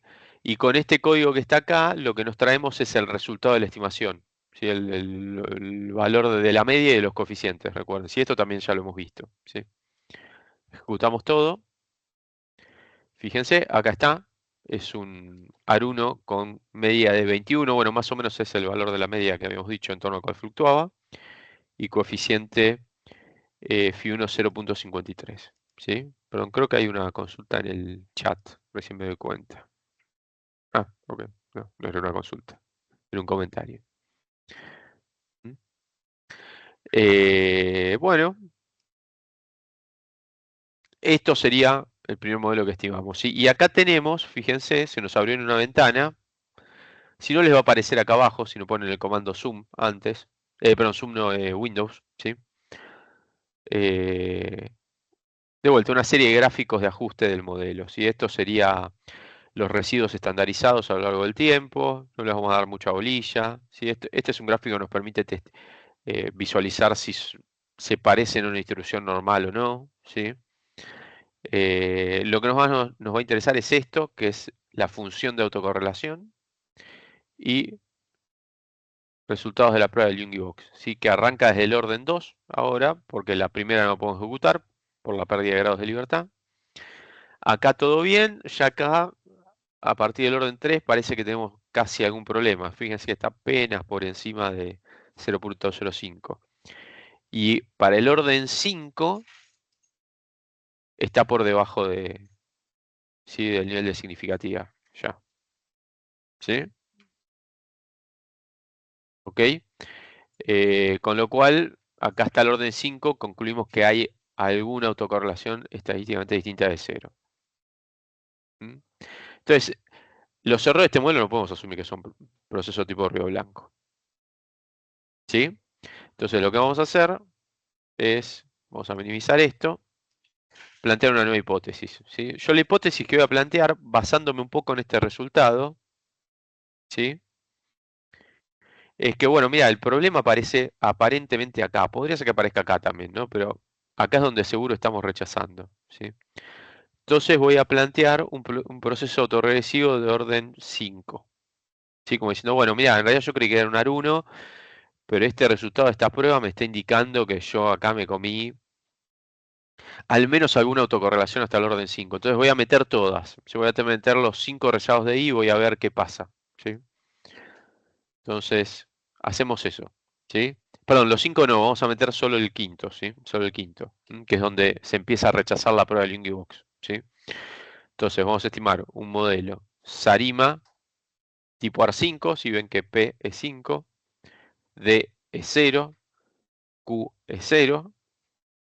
Y lo que vamos a hacer es con este comando fixed, si esto de paso sirve de ejemplo para que aprendan a usarlo, es decir, che, yo no quiero un proceso AR5 completo con los 5 rezados de I. Quiero que me estimes el primer phi, o sea, phi1, ¿sí? Que acompaña el primer rezago de I. Después que los rezagos de I, 2 periodos hacia atrás, 3 periodos hacia atrás y 4 periodos hacia atrás sean iguales a 0. O sea, tengan coeficiente asociado igual a 0. O sea, básicamente quiero que no me los incluyas en la ecuación. Y quiero que me incluyas el quinto rezago de I. Y lo último que metemos acá, si no la sacamos de la estimación, es la constante. Este último coeficiente siempre es la constante, ¿sí? Entonces, donde queremos que nos estime algo, ponemos NA. Donde queremos restringir coeficientes a 0, ponemos 0, ¿sí? NA hace referencia, para los que laburen con base de datos, conocerán este término, creo que significa not applicable o algo así, ¿sí? Es como un valor vacío, ¿sí? Entonces lo que estamos diciendo acá la función Sarima es completámelo con una estimación. Estos de acá no están vacíos, te estoy diciendo que son 0, ¿sí? Entonces ejecutamos todo de vuelta, fíjense, ahí está. Este es el resultado de la estimación, tenemos un coeficiente AR1 de 0.53 y un coeficiente AR1, digamos, Phi1, ¿no? Sería Phi5 de menos 0.11, aprox, pero que fíjense que no nos da estadísticamente significativo, ¿sí? La media no cambió gran cosa de la serie, ¿sí? Y acá tenemos también los gráficos de ajuste que nos tira, ¿sí? Autocorrelación de orden 3, fíjense, individualmente sigue siendo significativa, era algo que ya se veía en la función de autocorrelación anterior. Y bueno, y la prueba del Jungibox casi que empeoró, ¿sí? Fíjense, hasta el orden 3, hasta el orden 4 rechazamos, ¿sí? Está por debajo de la línea de iones el punto. Con lo cual, medio que la hipótesis que planteamos no nos ayudó mucho, ¿sí? Entonces, viendo esto, ¿sí? Y viendo que la autocorrelación de orden 3 es individualmente significativa, lo que voy a proponer, ¿sí? En el siguiente paso es incluir rezagos 3 y 4, ¿sí? El 2 no, porque el 2, ¿sí? Aparentemente, por lo menos por lo que podemos ver acá, ¿sí? Por lo que podemos ver acá, no es significativo, ¿sí? Para nada, muy cercano a cero el valor de esta autocorrelación. Entonces, vamos ahora con un AR5, ¿sí? Con Φ1 distinto de 0, Φ2 igual a 0, o sea que I en T-2 no entraría en la ecuación del proceso. Φ3 distinto de 0, Φ4 distinto de 0, Φ5 distinto de 0 y constante, ¿sí? Ejecutamos. Acá tenemos la ecuación estimada. Si esto sería Φ1, Φ2, perdón, Φ3, ¿sí? Φ3, Φ4, Φ5 y de vuelta. Recuerden que acá les reporta la media, no la constante, ¿sí? Bueno, y lo que notamos acá ya de entrada es que Φ5 sigue siendo, sin ser muy pertinente, ¿no? Pareciera finalmente que lo que hemos hecho es pifiarla, ¿no? En esa primera decisión que tomamos de tomar Φ5, por ahí no fue muy apropiada, ¿sí? Y lo que notamos acá en los gráficos, ¿sí? Donde podemos ver el correlograma, es que ahora todas las autocorrelaciones están individualmente dentro de los límites del intervalo de confianza de la prueba de Bartlett, y que ahora todos los p-values, ¿sí?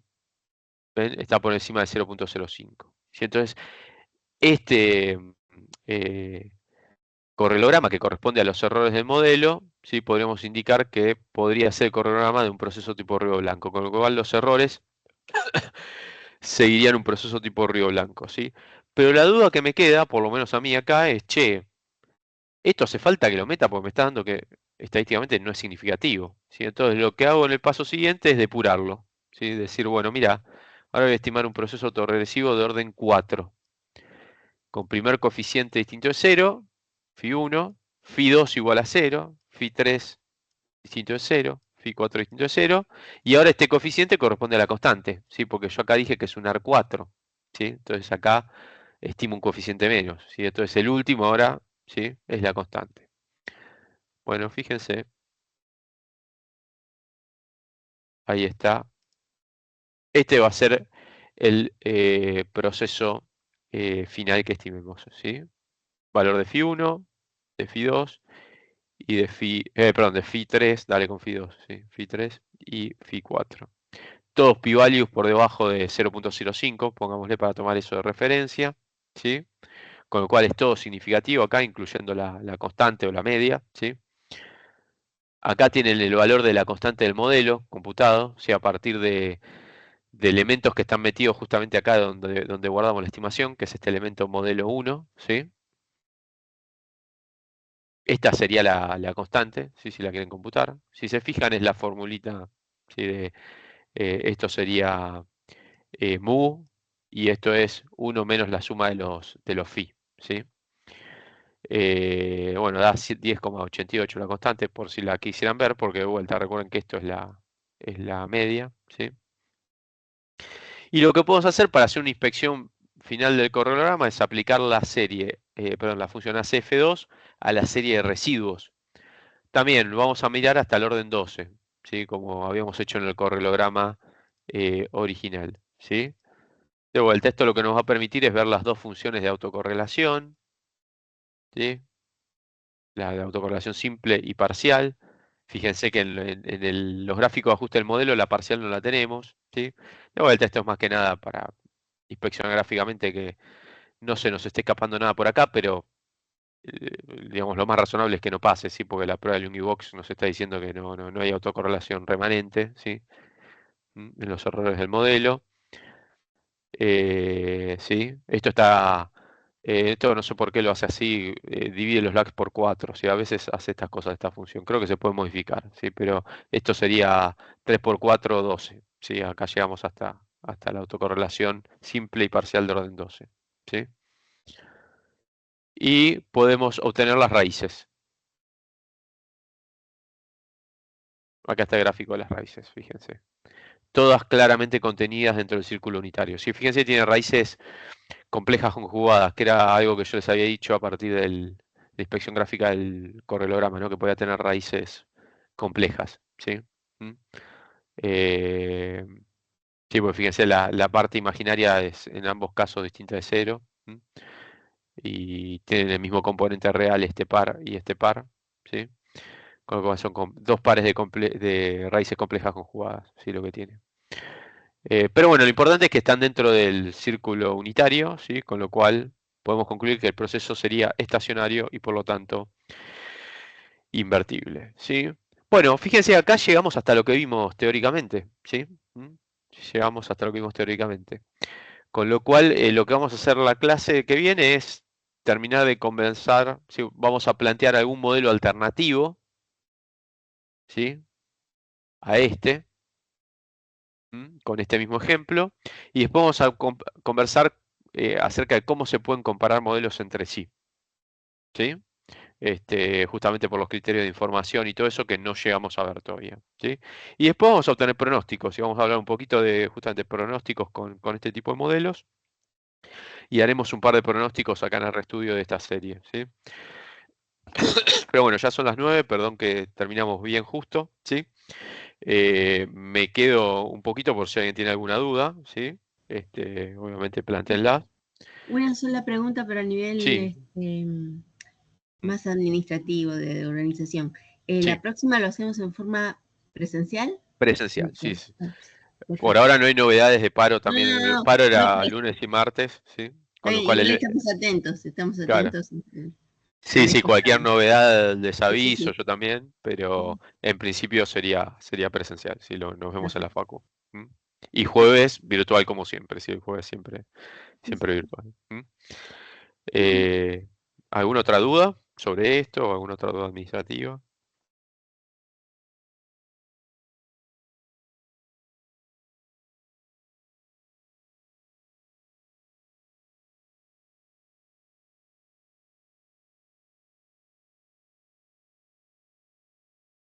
Bueno, creo que no, ¿sí? Entonces cortamos acá, ¿sí? Bueno, en un rato les subo la grabación, ¿sí? Y bueno, si Dios quiere nos vemos el miércoles en la facu, ¿sí? Que tengan buen comienzo de semana. gracias. Hasta luego. Hasta luego.